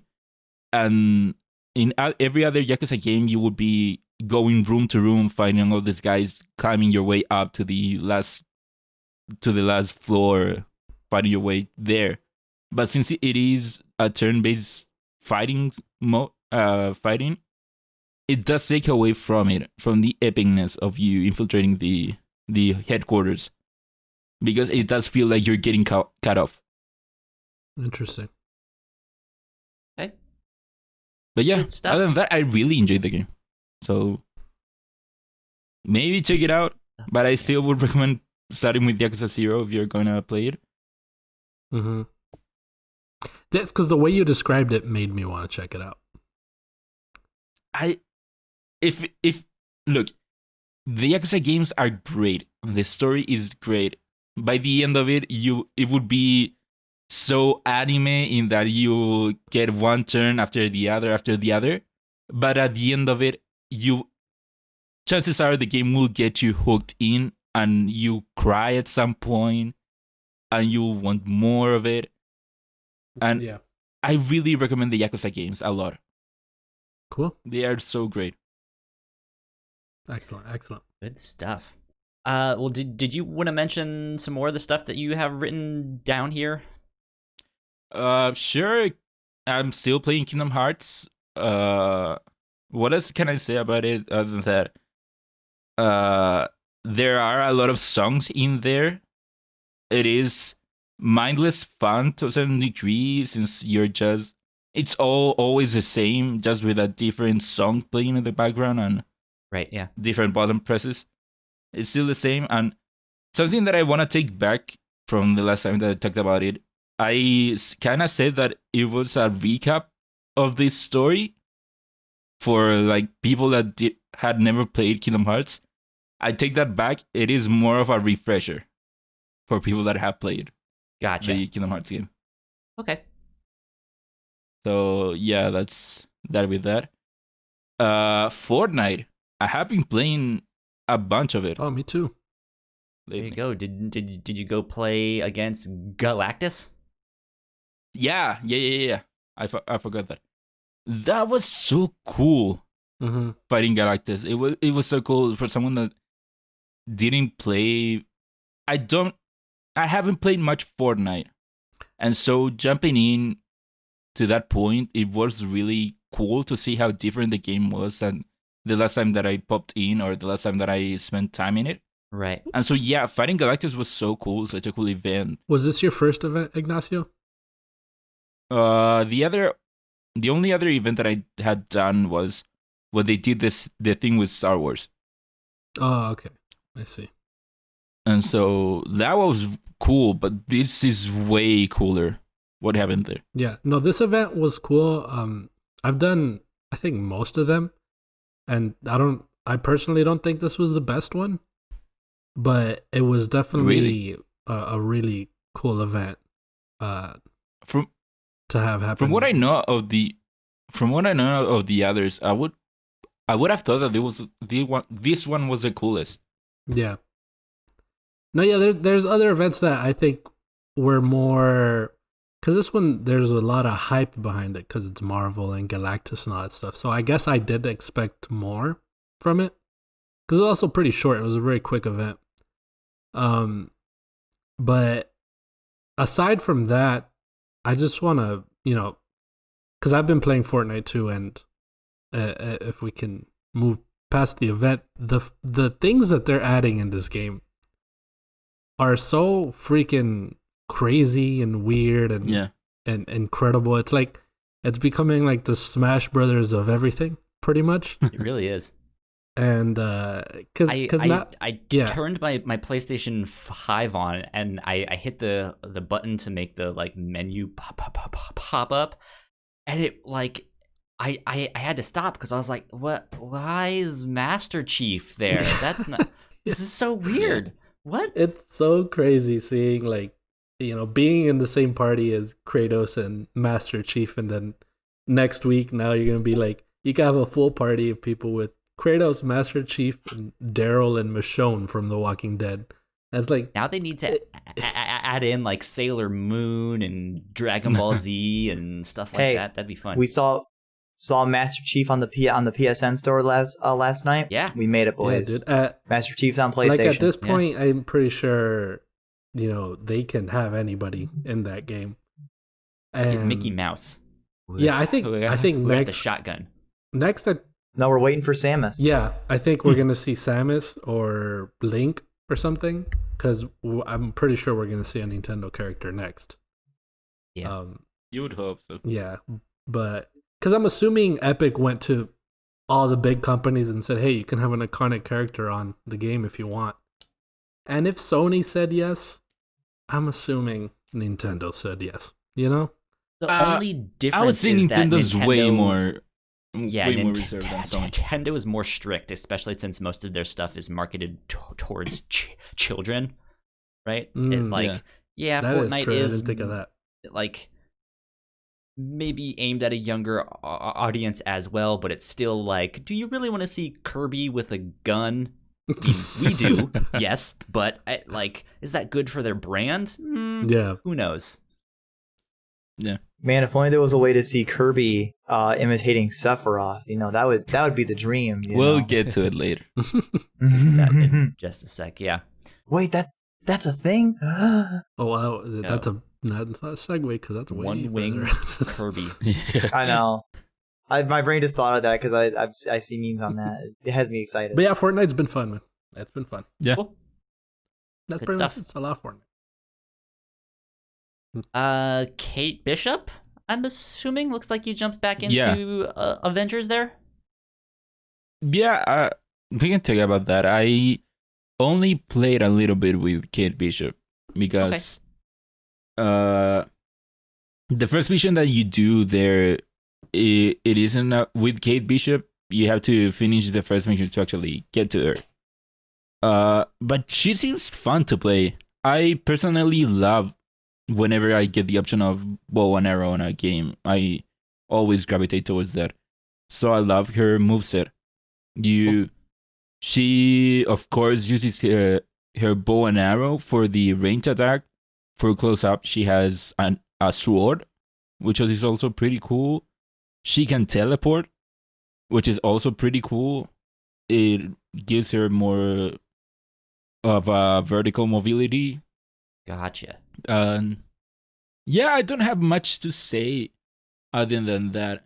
The story does seem to be going towards somewhere cool because they from what I got from the story is that they might be going into time travel, seeing as they are talking about how there have been these rifts popping up from quantum particles. I think they were, and so I think it is going in that direction.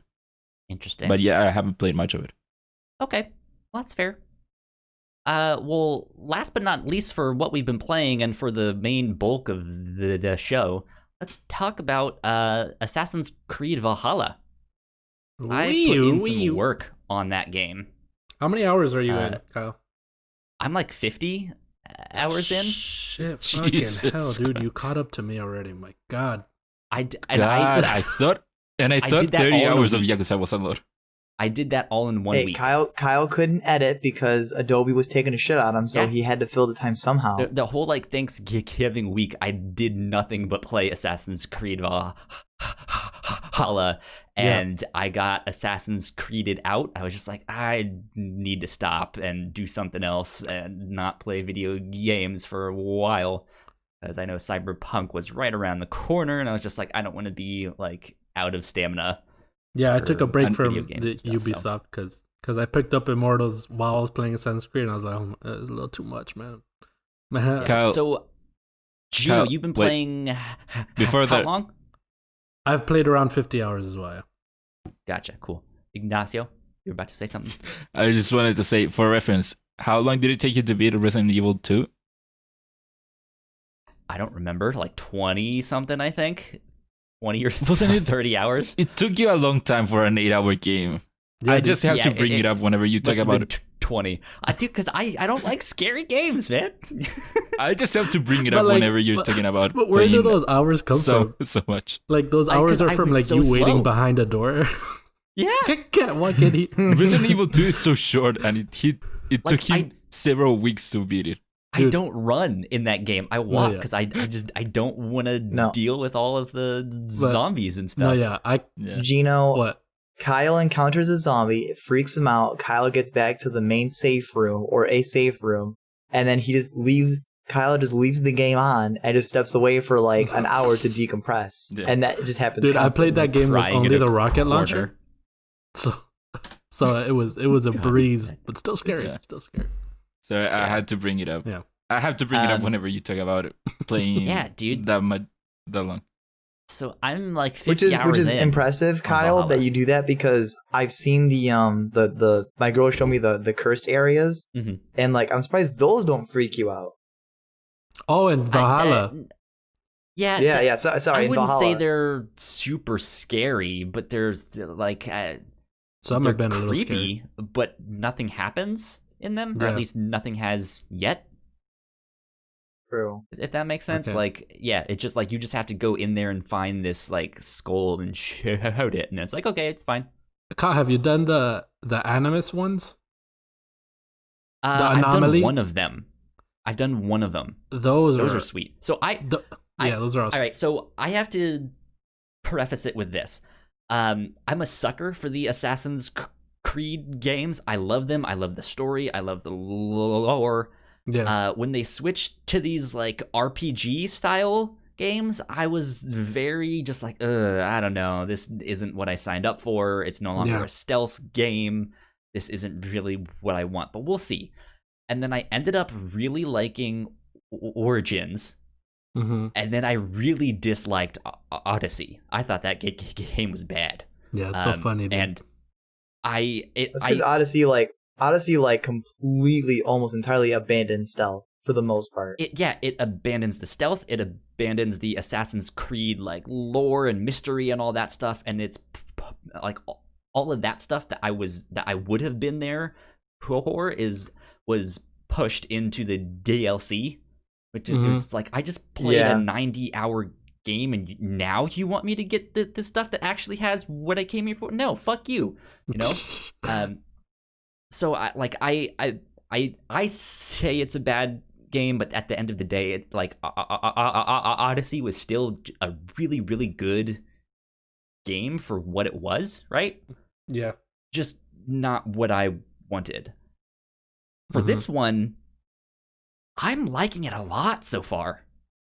Good. It's still not exactly what I want. There's still some things I'm just like, I don't like this, but it's really, really fun for what it is, and they've entered in a lot more of the Assassin's Creed lore. There's some weird things going on in the modern day times. Yeah, and then you mentioned there's these like anomalies things that are happening, which is Yeah, like what they that's- did that's what I in wanted to- Revelations Exactly. That's And- what I wanted to. and stuff like that. Because And I'm when just I like, saw that, "Oh, I thought fuck about yeah." you. Because Yeah. I remember the first time before you played it, you mentioned that you hope it keeps like the lore of Assassin's Creed. And then Yeah. when I did my first anomaly, at the end of it, it shows like a piece of a clip, which is what Yeah. Revelations did. And I was like, oh, Kyle would definitely like this then, because it's going back to the way it used to be in that sense. Yeah. So- Yeah, so this game keeps surprising me with how much I like these things. So there still really isn't much stealth. So if you're looking for stealth stuff, you can stealth things here, but like it's really not made for that, especially as a Viking setting, Exactly, right? The Vikings weren't super stealthy, and you can go raid towns, and they are absolutely not built for stealth. However, you can kind of cheese it and stealth everyone that's there except for like a few people, and then you can start the raid. And so it's super simple, where there's no one to fight, and you can just run in and get the stuff. But the raids themselves are actually fun.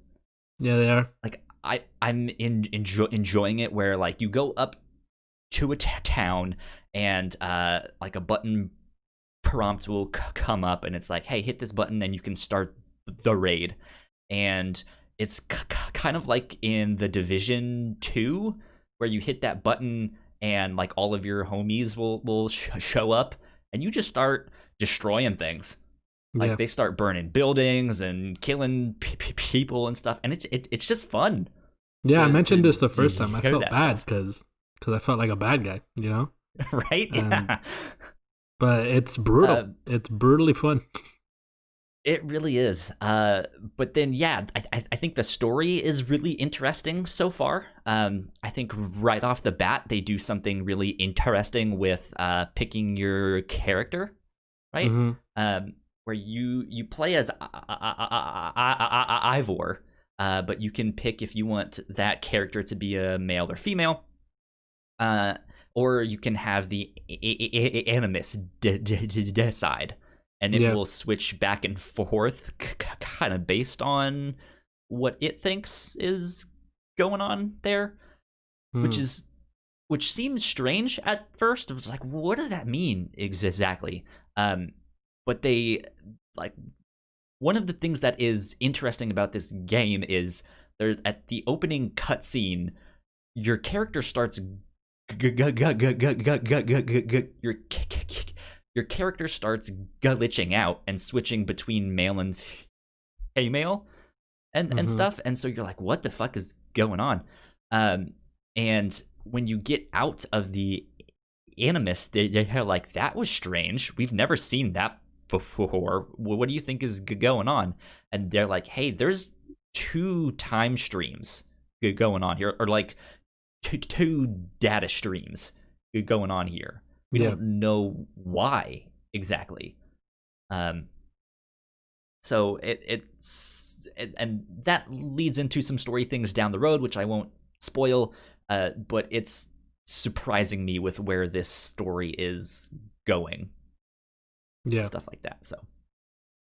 So I talked a bunch. Hey, what's your experience been like before? I mean, yeah, it's a lot of the same stuff that I said the last time when I first spoke about it, but playing it more. I picked female Eivor. I don't know which one. Same, yeah. You picked female Eivor.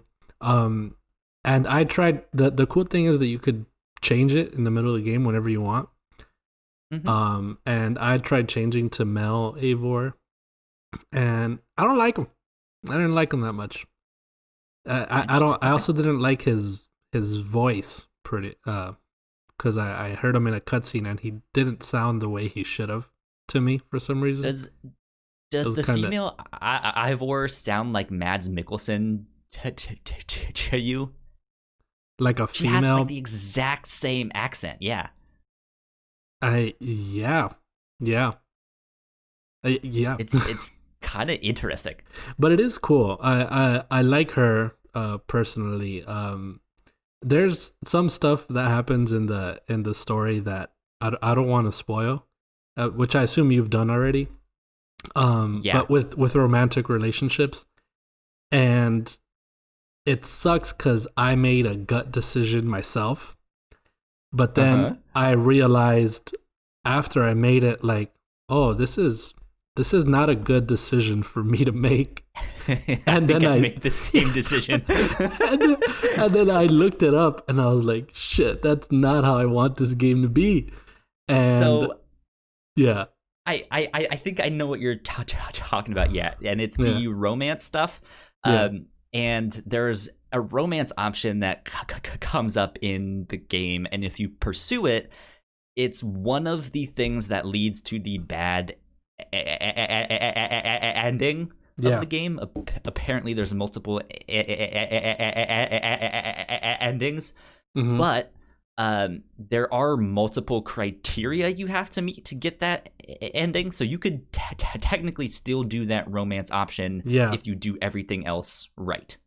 But I also, when I looked it up, you could start that romance, and I didn't. So my idea was that, hey, we're just gonna, have sex and then that's it. I did not realize we were gonna start a relationship. I didn't get that from the conversation. I misunderstood it, and the following time that I spoke to them, I decided to break up with them because I didn't want to have that bad ending. That's one of the new things in this game is, you can actually start a relationship with certain people. Yeah, similar to Mass Effect. And, that one. But I don't know what that really does. There's not much to it. Because you can still romance other people while you're in that relationship. Yeah. And you can break up with them and stuff like that. So what happens when you break up with someone? Because I haven't yet. So I'm stuck in this forever. Oh God. So when I broke up with them, it just goes back to the way it used to be. I thought it was very anticlimactic. They're like, well, I guess if that's what you want to do, then that's fine. And then that's it. Okay, damn. So I ended up starting a relationship with somebody else. And in this one, I realized that you can do little side things with that person that you have a relationship with. And because you go up to them and there's 3 options. There's take them to bed, just kiss them to say hi, or go do something. So I guess it's just like a little side thing, like a side mini thing that you can do together. And I went on a date with them, sort of, where we shot little, we used a bow and arrow and we competed with each other, stuff like that. Mm-hmm. Yeah, that's just stuff like that you can do that gives you experience, stuff like that. So it's neat. Fun, yeah. But overall, the game is it's fun to play. I don't like personally that this is a typical in Ubisoft fashion. It has the bugs and the glitches and stuff like.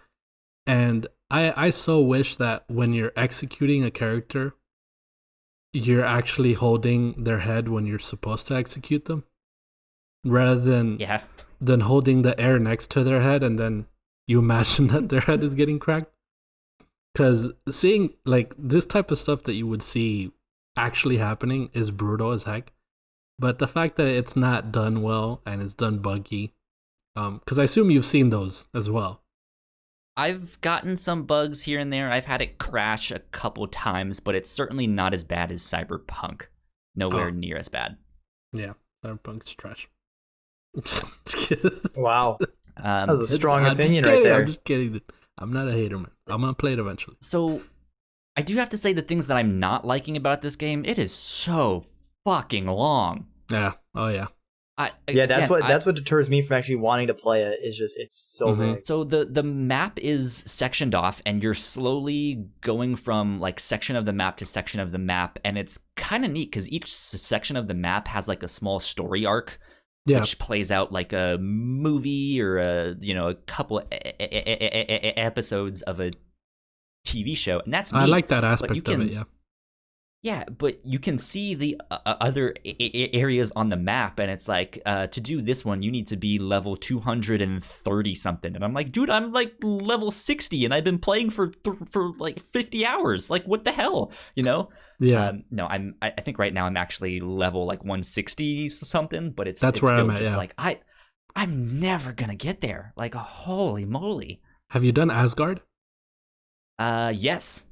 So that is kind of one of the interesting things. There's technically more than one map, and there is a section where you go to Asgard, and you can play there. So, yeah, that's fun. And then there's a second part that I haven't been to yet that you can go to Jotunheim. Mm-hmm. Which, but yeah, I would say check it out, but know that it's really stupid long. No, it's a commitment. It's definitely a commitment of a game. Yeah, and that was the one downside. Like Odyssey, I thought was a super fun game with the combat and the world and the story that it told.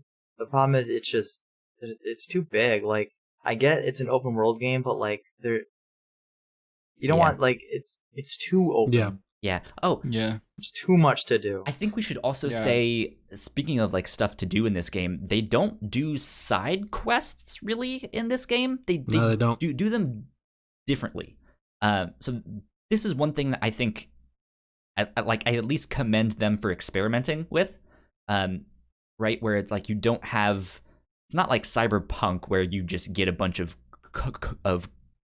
quests and you can't really do them yet, or like The Witcher or stuff like that, right? They're called world events, and you can stumble, like they're still marked on your map and stuff, but you show up and the thing that used to be a side quest is now like a 30-second long thing, or it can be any like, amount of length too. Yeah, like some are a little bit longer, but some might be like, hey, there's this like priest guy who's like, hey, I need some help, and you walk up and he's like, hey, can you help me carry these apples to my church? Because we're about to have a big party and I just need some help. And so you pick up the apples and you walk with him to the church, which is just like right down the road, and you're just like, all right, cool, thanks. Yeah, it's and cool little that's stuff it, like and that. You get experience. So it's, on one hand, it's kind of lame because it's just like that was it.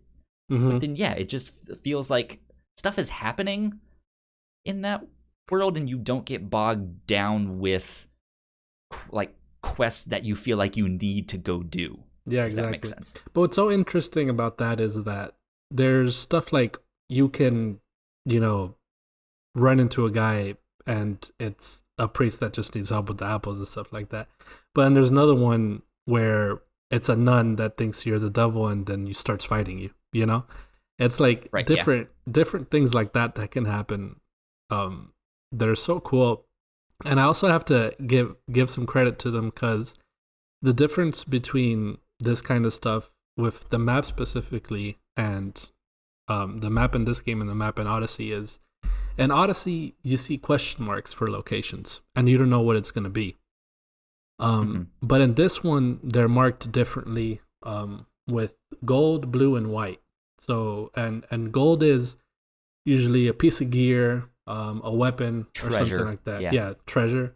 Blue is these mysteries, random little quests that you run into, like Kyle mentioned. And then white is artifacts, like little masks or documents or whatever they may be. And there's a certain amount in each section of the map. And on your compass, only the ones that you actually need to collect are marked. Because there's a lot of gold around the map when you look at it. But some of them are just regular little chests with materials. And then some other ones are gear or weapons. So the way it manages, the way you have to explore, I think is a lot more manageable than Odyssey or Origins, where there's just question marks everywhere, So like it's cool, because when I have to do the main mission, I like to walk to it because there can be a mystery on the way there, or maybe a fortune on the way there, or a document or something. So having a mystery on the way there can be something like this boss fight that I can't fight yet, and I've ran into that where I've literally fought it, teleports you to like a different arena or something, and it's like a boss that's way above your level and shouldn't even be in that area. I don't know why, but it's just random stuff like that I think is super interesting about exploring the world. So yeah, it's cool. Cool. Good stuff. Well, yeah, we have been talking for a super long time about all the stuff Yeah. we've been playing. We've been playing a lot of games. We sure have. So I do want to at least mention the Game Awards stuff. We don't need to read all of this the stuff. But let's. No, it's pretty, Kyle. It's pretty simple. Last of Us 2 won almost Sweet. everything. Yeah, they won like 6 or Yeah. 7 things. Yeah. But the Game Awards happened on Thursday night. I didn't watch it right away because I was playing Cyberpunk. And I was just like, I'll watch it later on, which I did. I watched it The whole shit. last night. Did any of you Bullshit. watch the Kind of Funny stream? It was a clusterfuck. Did not know. That was so much chaos, and I loved it. Yeah, it was. I had to have another stream open just for the Game Awards because Yeah. they were Was just it- switching in and out between Disney and the Game Awards. Oh yeah, because they were Yes. also doing Yeah. that. Yeah, dude, so much stuff happened on Thursday. It was just like fuck. Oh, like yeah. Everything is happening today. It's wild. Crazy stuff. Yeah, I watched the whole show, but I actually hung out with I forget his last name. Aaron from the Kind of Funny Best Friends. I hung out with him and his chat on his stream of the Game Awards. Nice. Mhm. But yeah, I watched the whole show, dude. Yeah, no, I think Yeah. it was a great show. I agree. I Uh, think for COVID times and stuff like that, they put something together that was great. Yeah, Lot of shooters. A lot of shooters indeed. A lot of shooters. So I'm gonna go ahead and play the news jingle, but I think we're just gonna run through most of this pretty quickly and wrap. Don't you want to things up keep the here. house? I'll save that till the end this week. Okay. So I'll skip straight to the news.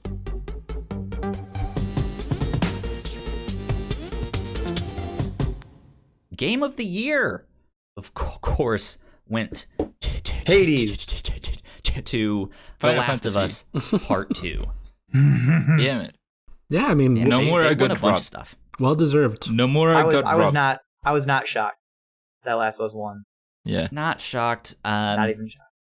But yeah, it was hard to tell exactly because Final Fantasy could have won, right? It seems Should've like won. it could Could have. have Should've won. won, right? Mhm. Like, yeah, there's so much stuff that was like, it was close. Like, I would really love to see what the percentage was. The Last of Us is the only one that I didn't react to, seeing as the winner. Like if I Yeah. saw another one win, I would be like, "Oh shit!" But just seeing The Last of Us, I was like, "Okay, yeah, that's Yeah. that's Makes normal, sense. Makes sense. makes sense." Yeah. You're like Yeah. typical. So The Last of Us also won Best Game Direction, Best Narrative. No more I got dropped. They had to also say won it. Best Audio Design and Best Performance for Laura Bailey as Abby. Let's see, what else did they win? They Which won... I agree with that one. Oh, yeah. Although I wanted Miles Morales as Yeah. actor. I really wanted him Yeah. to win. They also I won would have gone with Innovation in Accessibility. Which they should have. Yeah, that was definitely. Yeah, absolutely. Yeah. And I think that is it. And Best Action Adventure, you said that, Oh, yes. Yeah, Best Action Adventure Game. So they won a And- lot. and Best Family Game. But never forget, best action game was Hades, which I believe I think we called that Hades was gonna win that. That they were gonna win that because they weren't gonna win Game of the Year. Mhm. Yeah. I think we called that, but yeah, Hades won. Another action one game. I think that was given another winner was for the score and music, which is Final Fantasy. That's got to be a given, because Yeah. Yeah, it's a given. I think the only one that could have given it a run for its money would be Ori. yeah, probably.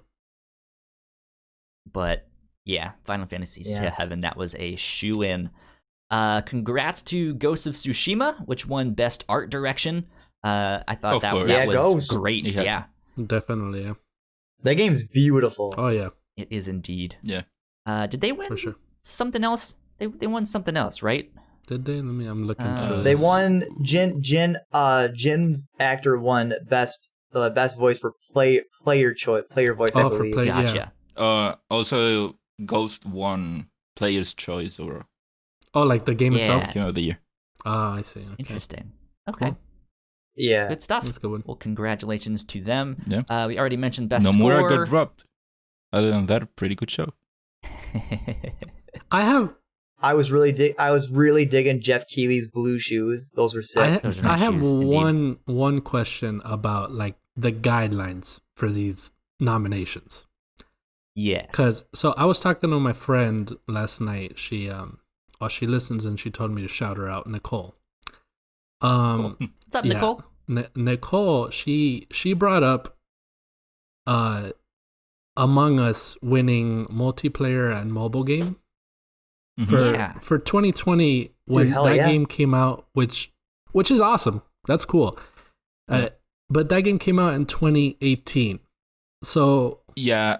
what are the guidelines for? No, From what I but you see, that doesn't quite work because what was it last year? There was one year that Fortnite was up for Game of the Year or something, but it didn't come out that year. So I mean, from what I know, only Game of the Year has a link. It has to have come out between a certain time period. The other games, it's free for all. Doesn't matter. Interesting. If it rose to prominence on that year, it's okay. So the other games, the other categories are more like a popularity at the time. Yeah. If they wanted to give it the shout out, they could have. Mm-hmm. They could. Yeah, because when Among Us came out, I think it was actually like a failing game. Like when it came out, it like kind of failed. It wasn't popular. No one knew about it, and then it blew up this year. Yeah. So even though it didn't come out this year, it's because it was like this is when it kind of rose to fame in 2020. So it's symbolic of this year. Yeah, so Game of the Year is the only one that has that requirement of having come out. So Game of the Year is have to have come out. Game of the Year is strict to that guideline, pretty much. Mm-hmm. Okay, yeah, that makes sense then. Good stuff. It shouldn't have won Best Mobile Game. Genshin Impact should have won. But No, Among Us is such a phenomenon that it triumphs it over it. Yeah. Yeah, I guess Genshin. You can't really consider Genshin a mobile game, to be honest. I don't think anybody really plays it on there. Yeah. Exactly. See. But yeah. So look at that. You rise it up and you shut it down. I say we move on to the announcements and stuff because there was also a lot of trailers and release dates and stuff like that. Mm-hmm. Gino, can I get you to run through, I guess, like the first half of this? Maybe? Okay. Yeah, definitely. I'll go up to Crimson Desert. Cool. Then who takes over? I'll take over as a different Yeah. person. I'll take over as a different person for the rest. You'll take over as a I mean, I could have read the other half. Okay, I don't care. Sure. Yeah. That would be great. Sure. Okay, so first up in one of the announcements is the new Mass Effect trailer could be the first sign of a true Mass Effect 4. So do we want to talk about these as I say them, or do I just run through them? I said we talk about them as you say. Okay. So if anyone has something to talk I want to talk about this Mass Effect trailer. The way this trailer ended, first of all, when it started, I thought it was like Starfield or something else, which I think would have been cooler. But this at the end saying Mass Effect will continue, what a name was similar. Mass Effect : will continue. Yeah, was similar to the way like my mom would tell me we're having dinner tonight. You know, like I know. You know, what? You don't have to tell me. She'll make a whole elaborate trailer.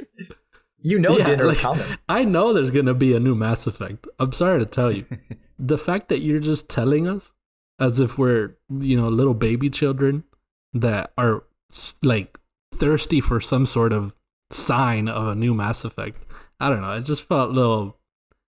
I don't know, Gino. Andromeda was kind of damning though. That game kind of that, and then Anthem kind of damaged it. And then the news from this past week that Casey Hudson has left the studio, and I don't remember the other guy's name, right? But just BioWare in general has gotten like hit after hit after hit. Yeah, so I guess they just wanted to make people feel better about them. Like, hey, we're okay. It worked. People get excited. Yeah, that's that. Even though they are it's excited. not much. Plus, I don't think the Game Awards is meant to show you a bunch of gameplay unless that's extra. I think the Game Awards is just to tell you stuff coming for either E3 or the company themselves to kind of really delve into. I really hope that's what it's called, though. Mass It's a bit Effect boring. colon will Okay. continue. We continue. Yeah. That's it. You guys want to say anything else to say about it? No. Nope. I've never Oh, played no? a Mass Effect Okay. game, so no. Me neither. Neither No. have I. I'm sorry. I've played like 15 minutes of the first one. Yeah. That was Yeah, it? I mean, I'm going to play the remastered when it comes out because people love that game and I want to try it out. So, Yeah. Fake Yeah. fans, all of us. and next up, we already mentioned it. Master Chief's next game isn't Halo Infinite, it's Fortnite. And that's awesome. There you go. He's in there fighting Kratos or teaming up with him. That's pretty awesome. Man, it was so funny how, first of all, we knew that he was coming out Uh-huh. from a leak. But not only that, but right as the Game Awards were happening, Mm-hmm. he went live before they announced it. Yeah, dude. Yeah, it was spoiled before the actual announcement of the show Exactly. happened. It But- happened like I think Yeah, but 40 it's minutes not only beforehand. that. People were already playing as Master Chief before they announced it Yeah. during the presentation. It was Awkward. breaking for me in Kind of Funny's stream because Greg was like, "Oh, Master Chief is live." And I yeah, was like, "What do you mean live on what? In Fortnite?" And then I went to the store and he was in there as the featured one. And then There like you go. a whole 10 minutes later, I'm what the Game Awards announces him. I was like, "Oh wow, that's the timing is a little off there." But yeah, that's awesome. Good for Fortnite. They're big. Also, I don't think it is here, but they also announced, I think the characters from Red versus Blue are either coming or they are already in Fortnite, and also they It are was a capture bringing. the flag mode I Yeah. played it. Yeah, I played yep. it. It's pretty in cool. Blood Gulch. Yeah, Blood Yeah. Gulch. It's fun. It's crazy. it was cool though how they had the red and blue and then Ninja was in there and you're like, Yeah. what? Oh yeah, that too. What a world. Oh, Ninja, I'm a big fan. Like, who are you guys? Oh, we're the red versus Yeah. blue guy. That's They like, Yeah, watched it's this fun. 10 years ago. that's Good crazy, dude. That's Yeah. wild. Next up, Evil Dead. The game was announced with a new trailer coming 2021.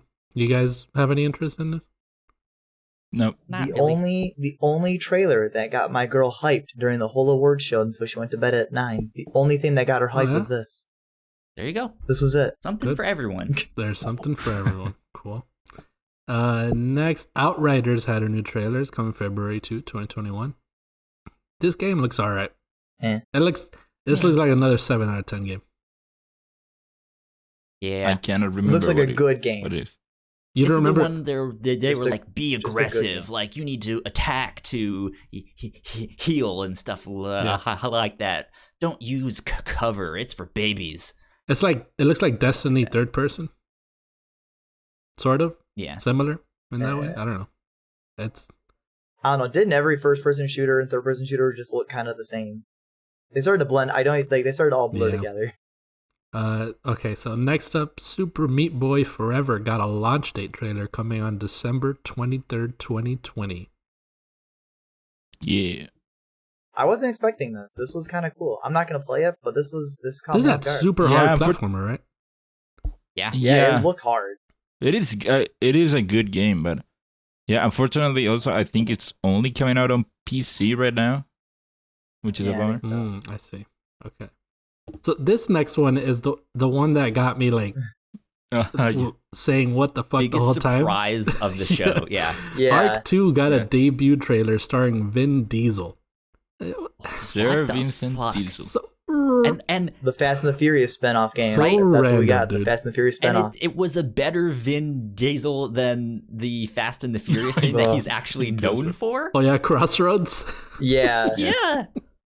Good. This trailer of Arc 2 looked like it copied so many things. Like at one point we were making jokes of like, oh, it looks like this game. Oh, it looks like this game. Oh no, now it No, looks like this game. Like right when they discovered the technology, we were like, oh, now it's Horizon Yeah, Zero I Dawn. instantly thought, oh, is this Horizon? Another trailer for Horizon? And then I thought, oh, But- maybe but this Vin is Diesel. Turok. And then Vin Diesel popped up, and I was like, what the fuck is he doing here? What's going on? This is so random. And Yeah. The supposedly swerves, he's dude. not the only one. There's like a bunch of stars in there. I think Russell Crowe was in there. No fucking way. God. Star-studded cast. Elliot Page. Oh and my stuff god, no like, way. it was Yup. just like, Oh yeah, what? no, yeah, that no, no, no. yeah, that name popped up at the end. Yeah, Yeah. I think that's for the arc anime show. Oh yeah, because they something also have like an Oh, anime okay. coming out. that. There, that's where they popped up. Okay. I I Interesting. didn't know Arc was this big. I don't think it is. Yeah, But no, Arc was big. I feel like Arc was big like almost a decade Yeah. ago, or like 8 or so years ago. Like so that's what I feel like it was, and then it just kind of faded into obscurity. And then it's like, hey, bro, Arc 2, and you're like, what was wrong with Arc? What Yeah, was Arc like 1? I know Like Arc, that. and I just thought it was just a one-off game on its own. Not that they would continue it or Yeah. something like that. But oh well, good for whoever's excited for this. I don't know. Yeah. Maybe Fast and Furious fans. I don't know. Well, this is the Fast and the Furious spinoff of Vin Diesel. That's how you know it's a spinoff Fast and the Furious game. Exactly. So next up, something I'm excited for. Scavenger Studios announced third-person atmospheric adventure bicycle road trip. That's such a long bicycle road trip game season. And Yeah. This No, is and this exciting. game This looks game super looked awesome. Yeah, super like very. How do I say it? Very relaxing. Yeah. Looked like an awesome game to play, just to chill out.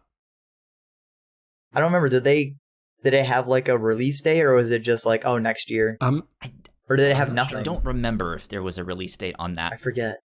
But it looks cool. I like it. I'm looking forward to it. And it doesn't seem like there might be I don't feel like it should be that far out. Because it doesn't seem like a huge game or anything. I don't know. There's a website, you can check that out. Next up, the Muppet, the Swedish Chef is coming to Overcooked. All you can eat as a download. Oh, the Swedish Chef. Okay. We just It had- yeah. It had no Oh, no release date release or date? anything. It was just Oh, a okay. trailer. I don't know. Sorry. We'll see it when it comes out. I'm definitely getting that. But yeah, Overcooked All You Can Eat is getting a new downloadable character from the Muppets. Good for them. Mhm. Go. I thought this part of the show, I thought it was kind of lame. Yep. I'm not a big fan of him like getting the Muppets on the show or bringing on. Yeah. I don't know what last year it was Alf What? or something, right? No, Alpha was for the summer of game. Was it Wait, summer of it's- gaming? What was it called? Summer It's still Jeff Keighley Yeah. bringing these things. Like I don't understand it. I'm just like Yeah, Yeah, but also the okay. last year he also got Muppets, yeah. and he might have done that the year before that. Now it's a I tradition. don't understand it. It's a tradition now. He loves the It Muppet. just felt like such a pace breaker and such a lackluster moment of like, hey, Swedish fish. He's the Swedish chef. He's coming. Swedish The Swedish chef. Hey, he's Yeah. coming to Overcook. You can download him now, and it's like, Yeah, okay. it's always the highs and lows of these Yeah. these events. Next up, Crimson Desert, a game developed by Black Pearl, which makes Black Desert Online. Is it Black Pearl? No, it's Pearl Abyss. Sorry, Pearl Abyss that makes Black Desert Whoop. Online. They got a new trailer for their new game. I thought the combat looked good, but that trailer was way Oh, too it was long. super long, yeah, and the game looked Yeah, beautiful, that- but it ran at like 5 frames per second for some reason. Yeah, the frame rate was bad. That trailer was. I saw the combat, and I was like, this is pretty cool. I Yeah. can get into this. I watched. And then it just kept going. I watched the trailer after that on IGN. Mm-hmm. It had no problem with it in 4K. Yeah. No, this looks like a really Sure. cool game. And I assume it's a single Yeah. player Yep. game. So I'm definitely gonna. Well, no, it said like I think it was like what single player game with like MMORPG like world or something or whatever. Oh, okay. Probably.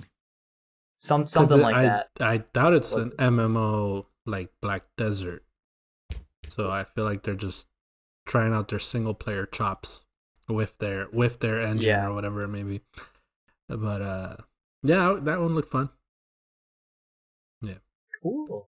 Well, there were more announcements though, but a new roguelike tactical game, Endless Dungeon, is coming to consoles and PCs. So, if you like roguelikes, there's a new one coming for out, them. There man. we go. Yeah. Good for that. And I mean, Endless Dungeon looked kind of cool, but I'm never the biggest fan of roguelike games. Yeah. They're okay. Whatever. Disco Elysium: The Final Cut is coming to PS5, Switch, and Xbox. This is Did awesome. you play it on PC? Yeah. I still haven't played this one. I didn't. Did it? I have it, and I have not played it. Like, I bought it. Oh, you? Okay. Are you gonna get it for PS5 then and play it there? I don't know, because or- when I started playing it, I was like, this is not my kind of game, but I've heard so much good about it. That's why I wanted to try it. Because Jeff said it won like a lot of awards last year, so it's cool it's getting like a Final Cut version coming to consoles finally. I feel like it'd be a good place for the Switch though. I feel like that's true, the best yeah. place for it. Yeah. But cool. Dragon Age 4 is simply just Dragon Age. You got a little reveal for the next I one. missed this one because I think did Kind of Funny stream show this one? No. Ignacio? Yeah, that's why. No, That's why I missed it.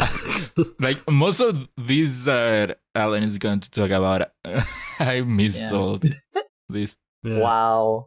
But cool. I watched it. I'm not a big Dragon Age fan.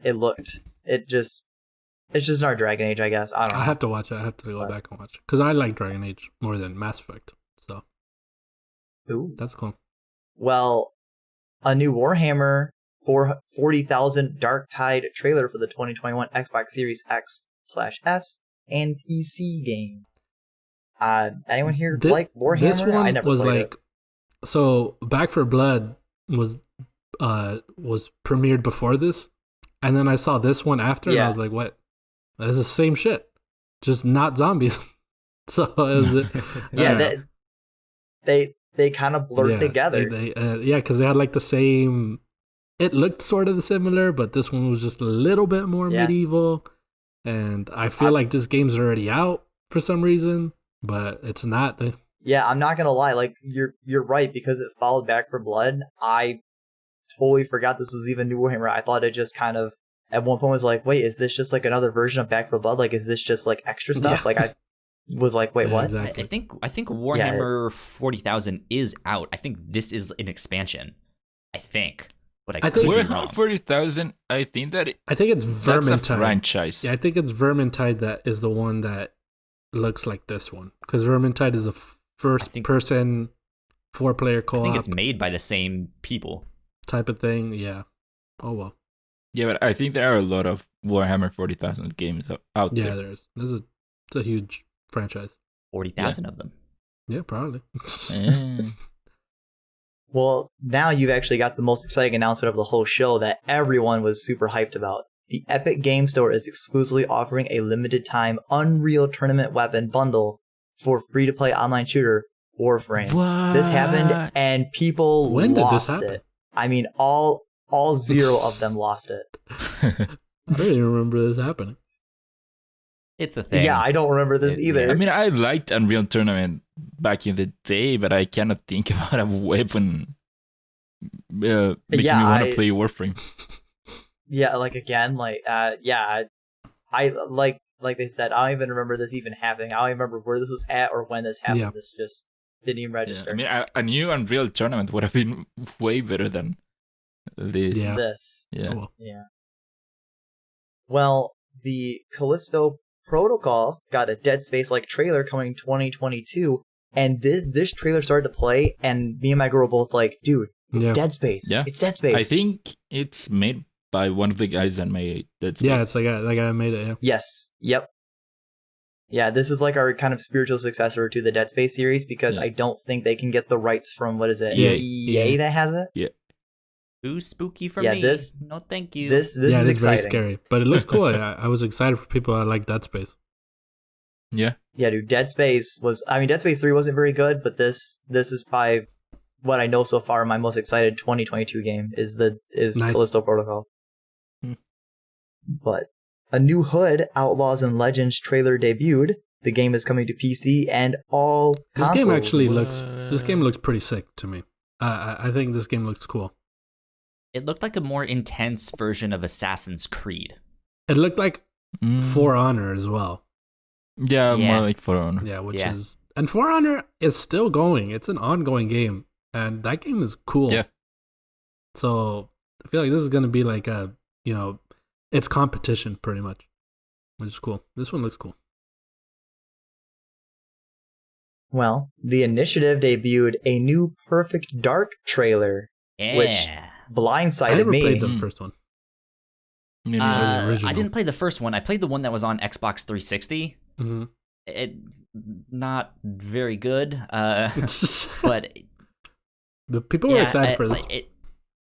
It's a franchise that people really, really like, but there just haven't been very many hits. Yeah.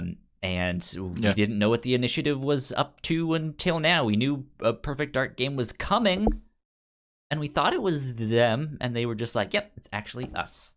And it looked great. We're actually making it for you. Yeah. Well, Awesome. Well, a closed beta of the game Scavengers starts right now or Thursday on PC, but you can play it right now. The closed I beta forgot for to I actually Scavengers. played it. Oh, And nice. 5 You minutes did? in, deleted it. Yeah, Wow. it's it's not it's whatever. So you It's loved alright, it, right? man. I don't know. It was definitely like this is definitely way out because I don't know. It was super glitchy and buggy. I just didn't have fun playing it. It was whatever. Oh well. Well, it's a closed beta, so hopefully it gets. Yeah, I better. did the survey and told them what they need to improve on, but What do you? What should you improve? Everything. pretty much, dude. Just give it a little more time and that's it. Left 4 Dead. Back for Blood debuted a new trailer and So, gameplay. Are they considering this Left 4 Dead? Or no, right? Because they can't, it right? has a 4 there. I pretty much, It has a 4. Yeah. pretty much. Left 4 Yeah. Dead, back 4. Yeah. It's the same developers, but they don't. I don't think they actually have the rights to make a Left 4 Dead proper. So they were just like, let's Yeah, I just think Yeah. Because that's Valve, owns right? Left Yeah. 4 Dead. Valve owns it. yeah. But pretty much, if you wanted Left 4 Dead, you now have it. In That's Back such 4 a Blood. cool name, too, because it's like, it's symbolic of Turtle Rock. Like, Valve left them for dead. And now they're back Yeah. for blood with their new game. Isn't that cool? Yeah, That's right? like pretty Well, symbolic. also, let's not forget that Turtle Rock also made Evolve. Evolve. And Evolve, I'm gonna be honest, was pretty awesome. But nobody Really? played it, yeah. Because I don't think I mean, anyone the liked it. title- It was cool. It's a cool concept. It was a cool concept. Eh, The title is almost exactly 1-for-1, letter for like almost the same amount of characters as Left 4 Dead. It's Yeah. only off by 1. People at Valve have got to be like, hey, that's it's people not like like they our were games. going to do anything with yeah. Left 4 They Dead. don't care. I don't think they care. Fucking Valve is Steam, dude. They don't have an issue with anything. Dude. Yeah. They're loaded. The one-winged angel himself, Sephiroth, is the newest addition to the Smash Brothers Yeah. Ultimate Fighter roster, baby. This was the coolest. Mario got murked. Yeah, this was the coolest reveal for a Smash character. I think Yeah. it was so awesome. Good, yeah. Yeah, it was such a strong start to the show Oh, yeah. too. Yeah. Like the first thing they showed was this. No, it was awesome. I'm glad. The fuck, do you see Cloud's face in the trailer? He's like, I can't fucking get away from this guy, dude. I love did how you anime see the got- side by side? Did you see the side by side comparison shot of like that reveal was almost the same scene as Advent Children? The Oh movie? yeah. It was Interesting. pretty similar to Advent Children. And we're forgetting that hype moment, that freaky moment where Sephiroth quote stabbed Mario in the. I in the thought that I was- said he got murked. Yeah. dude. I thought that was the end I for love Mario. that now we have that image. That's a canon ending for Mario. Yeah. But yeah, That's why there's no new Mario game. They just remake Mario games because Mario's actually been dead Yeah. this whole time. yeah, Sephiroth cool. That's awesome. But yeah, this is so cool. Sephiroth, I love that we're getting another FF7 character in Sephiroth, Yeah. which is so cool. But also that we're hopefully getting more music from FF7 Mhm. Yeah. because we've had Cloud in the game for a while now. And I think the game only has 2 songs from FF7. Yeah. Whereas something that I joke here with Persona 5, they included even Persona 3 and 4 music Wow. in there. Yeah, hell yeah. So hopefully we get a lot more songs in there. I mean, most Wait. probably we'll get One Winged Angel, hopefully at least. Oh, I mean, it was Yeah, in the that'd be trailer, nice. so You I'm guys- assuming we're gonna see that. Yeah. Yeah. Do you guys hear that? You guys hear that in the background? Well, a cat. No. Oh no, they added another sword user in Smash Brothers. What are they doing? Have you guys seen Yeah. the Twitter? This person posted on Twitter in October every character that they were gonna put in the Fighters Pass, and they just like did like an art thing of it because these are what they thought they were gonna be, and they've announced how many? They've announced 3 already, right? The arms person, Yeah, the Sephiroth Minecraft, is the third. and Min Min, Steve from and Minecraft. Sephiroth. And And this person has Yep. all those people in it, and they also have because how are you gonna get 3 for 3, dude? Already like freaking announcements from that you're guessing. You're Yeah. you're talking about like Storm Yorha, right? On Yes, Twitter. yes, that's the page. Yeah. And who yep, else? Who yeah. else do they have? They have Zelda from Breath of the Wild And they had and Dante, I and I believe. forget the other one that they had in there. Well, Zelda from Brother. Oh wait, Zelda. Yeah, from Breath of the Wild. That would be weird having another Zelda in there, I mean, they have like 3 links, don't they? but they are different links. Yeah, this is a different Zelda, I guess. I don't know. It's pretty much the I mean, I same. trust this Twitter page now, you know. So That would be bad. Maybe it was. Dante would be cool. I thought like when I saw that, I was like, Dante isn't in it, but he isn't. Stormy Yorha. Yeah. How do you like? Let me see. I'm seeing Stormy Daniels. I wish Yeah, that they and would they're- include Sora. and in Crash there. Bandicoot. I know. Crash Bandicoot was the other one. Yeah, it's we're missing the Zelda, Crash, and Dante. Because I think I'm looking at the same Yeah. photo you are, Gino. That's crazy Yeah. how they. There's no way Zelda is one of those. Dude, I want People Dante in it Dante so would bad. be awesome. Crash Yeah. Bandicoot would But be really people cool. would be so mad if Zelda is one of the You characters. think so? Yeah, I think Yeah, so. because Yeah. there's already one in the game. Yeah, she's already in it. And technically she's in it twice because there's Zelda and Sheik. They're 2 separate characters Yeah. now. So it'd be like a third And it's like Zelda people like- rendition. It's not like people like Zelda in Smash. Yeah. Yep. I mean, Sheik's cool, but I don't know many people that are like, oh my god, base Zelda. Yeah. Well, we'll Yeah. see who the next 3 I are. hope they include Sora. Yeah. One day. That would be great. Dante, bro. So I don't know about you guys. I think I'm actually gonna skip the MPD stuff Yeah. I agree. for this Yeah. month. Games sell That's well, pretty guys. much it. I mean, I could summarize it a little bit. Call of Duty Black Ops is the #1 game out, and for 13 years apparently. If Yeah. anyone wants to correct me, for 13 years, every Call of Duty that has come out has been the best-selling game of its month. Yeah. That makes a lot of Uh, sense. Yeah, and also not only is it the best-selling game of the month, it is also the best-selling game of the year. Yeah. Because there Yeah. not just So- gamers. There's also Call of Duty gamers. People that just play Call Yeah. of Duty every year. So I mean, I don't think Call of Duty is as popular as before, but it's still super popular. yeah. Everybody knows Call of Duty. Yeah. And Valhalla achieved the highest launch month sales for an Assassin's Creed game in the franchise since Assassin's Creed 3 in 2012. Mm-hmm. Cool. So, yeah, a lot of people are liking that one. Yeah, I like it. For hardware, PlayStation 5 was November's best-selling hardware in dollar amounts, whereas the Nintendo Switch was the best-selling hardware in the month, With which I thought was pretty interesting. interesting. Yeah, the PS5 sold, got more money because it is more expensive than the Switch, of course. But it seems like the new gen didn't stop Nintendo Mhm. from the didn't take steam out of Nintendo, because the Nintendo Switch also has been the best-selling hardware platform in units sold for a record 24 consecutive months, Wow. which is wild. Also, the PS5 achieved the highest launch month unit and dollar sales for a video game hardware in US history. The record was previously held by the PS4 hmm on November 2013. Pack it up, guys. We got And a winner lastly- of the generation. Yeah. And lastly, I thought that this one was pretty interesting. The DualSense achieved the highest launch month unit and dollar sales for a gamepad in US history. Have you guys felt any drift on this controller? Hmm. I'm hearing No. Not Maybe, yet. people are. but I don't know if it is because of the game. Yeah, I'm hearing people are, and when I heard that, I was like, I think I am a little bit. I have experienced drift in Cyberpunk, but I don't know if that's the game or the controller. Mm. Yeah, I'm wondering if it's the controller or the game that I was playing, probably. But we'll see. There you go. Mm. Next, I guess I'll quickly run through the new and notable and upper runners section. So let's start with our new and notable.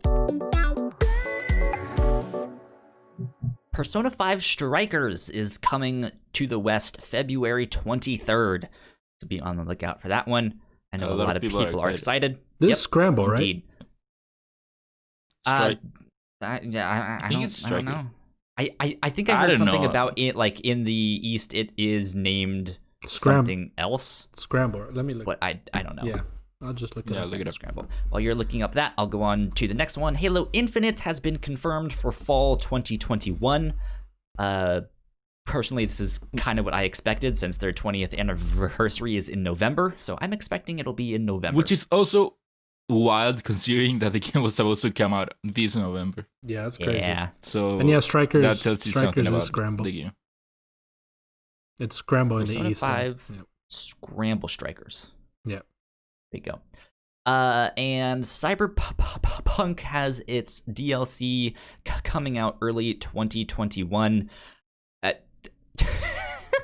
I just have to laugh at that because, like, I mean, they have so much to fix Yeah. in this. Yeah. I don't think we really need to be worried about DLC right now. So The DLC will Fingers probably get crossed. delayed. Fingers crossed It'll for probably get more delayed. genitalia customization.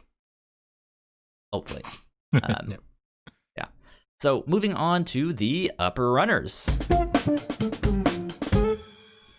Speaking of Cyberpunk, it got a new update which adds an epilepsy warning and modifies the lighting effects to reduce the risk of epilepsy and seizures and stuff like that, because that was apparently a problem in the game that they Yeah. shipped. Yeah, It is pretty wild though. there. That was a thing.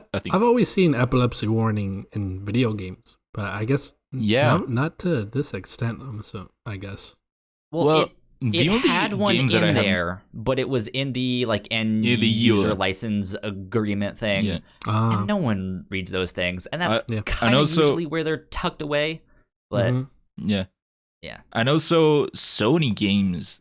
I don't remember if they still do it, but I feel like those at least used to always include seizure warnings. yeah, Yeah. But yeah, no, it is interesting considering the fact that one of the things that the certification process has to account for is epilepsy. Mm.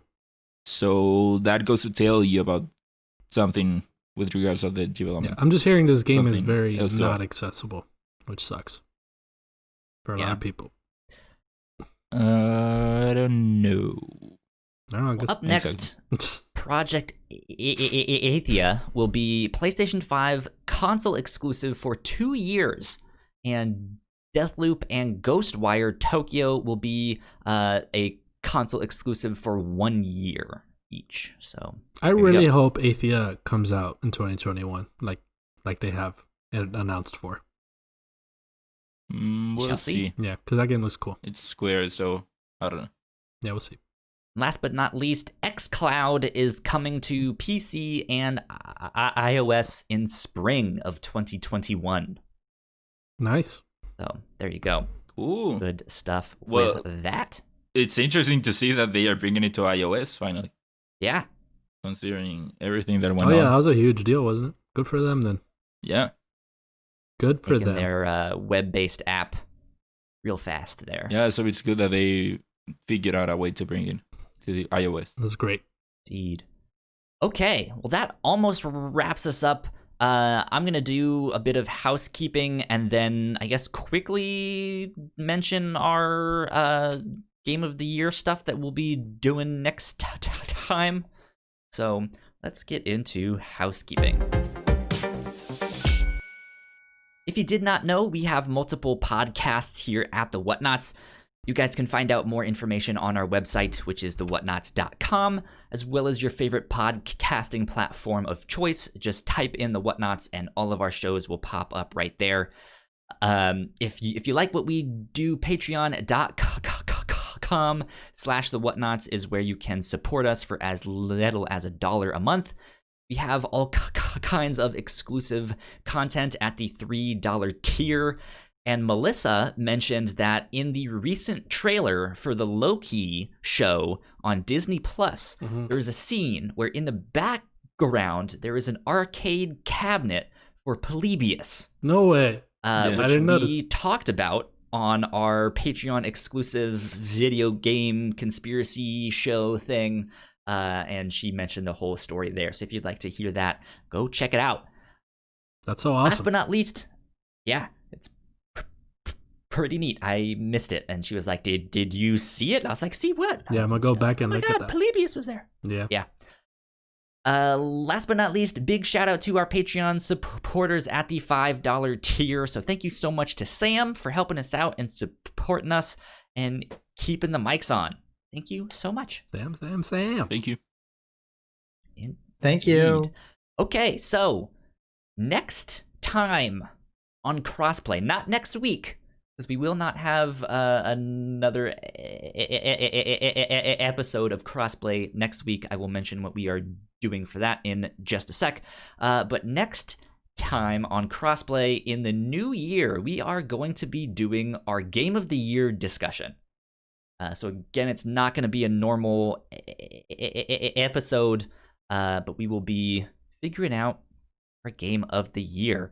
For Gino and Alan, since you guys are still pretty new here on the show, let me explain how we do this so you guys can start preparing.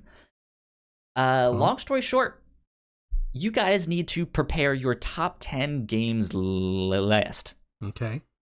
And it's it's the calendar year. So from January 1 all the way to the end of December, those games are eligible. So Cyberpunk is eligible if me or Ignacio will kind of put that on there. And yeah, just come up with your top 10 list, maybe a couple honorable mentions. And those are what we'll start with. So we'll start with being like, hey, shout out to this game, which didn't make my list. Does Devil May Cry 5 SE count, even though the original game came out in 2019? Does SE count since it came out this year? Personally, I would say no. Yeah, because it's not that different from Devil May Cry 5. Yeah. Well, if it had like still came out this calendar year. If it had like but it's new still story basically stuff, the same and it was game. like, hey, it's a I'm throwing it in my list anyways. All right. You can have it as an honorable mention, but it's still the same game basically. No, they added Virgil mode. They added Virgil to it. They added something. It's not different. It's not like Resident Evil 2 remake or Final Fantasy 7 remake. Alan, we know it's your game of the year, but yeah, that's okay. In your heart, we know it's your game of the year. We won't. I'm throwing it on the list anyways. I don't even know if I can come up with 10. If I can't come up with 10, I'm throwing it on there. Yeah. So the games from this calendar year are all up for grabs. Go for it. DLC. I don't. Ignacio, what did we do last year with that stuff? Didn't Mick don't have remember if we something did on there? DLC. I think Mick might have had the expansion for WoW or something, or Final Fantasy 14. Yeah, that's what. Which I think at that point, if it is something big, yeah. But if it is a DLC, like I wouldn't include, for example, Kingdom Hearts 3 Remind. Yeah. Right. Yeah. So it's some of this stuff is a little bit of a gray area, but we'll figure it out. But Yeah, we'll talk about it. We'll start off with our honorable mentions and just be like, hey, shout out to all of that stuff. And then what we will do is we will take turns starting at our number 10 spot and announcing our games and talking about them and so on and so forth. There is some extra rules with that, which I will explain when we actually get there. But we will take turns announcing our games from our number 10 spot all the way up to our number 1 spot. And basically, each spot is worth a different number of points. So your number 1 spot is worth 10 points, and your number 10 spot is worth 1 point. Okay. Does that make sense? Yeah, I understand this. I've seen this done before. Yeah, and so then after we're done announcing them, we'll just take some time to add them all up, and we will take our top 10 games from that. And then there's a little bit of room for like, hey, I know this got a number 5 spot, but maybe it should be number 6. So we might do a round or two of that to kind of fine tune some things. But that's it. That is how we will get our list. Cool. So, All right. there you go. That's what we will do when we come back in the new year. But for next week, it is our 5-year anniversary here at the Whatnauts. We are super excited. It feels like I've been doing this forever. And yeah, I'm still learning new things. I'm still just as excited as the day that I started this with my friend Paul. But that is going to be happening Saturday, the 19th, December 19th. I think we're going to be aiming for around 4 p.m. 4 p.m. Eastern time. And that will be live streamed on our Twitch channel, which is twitch.tv/thewhatnauts. And it's going to be the whole crew. It's going to be all of us here on Crossplay, as well as Melissa, who helps me host the review show and the captain's log. We have all sorts of awards and announcements and shenanigans, and we're just going to be hanging out and looking back and reflecting on our favorite movies and favorite games and drinking and eating and all sorts of stuff. So we're just going to have a good time. So come join us. Awesome. Yes, please.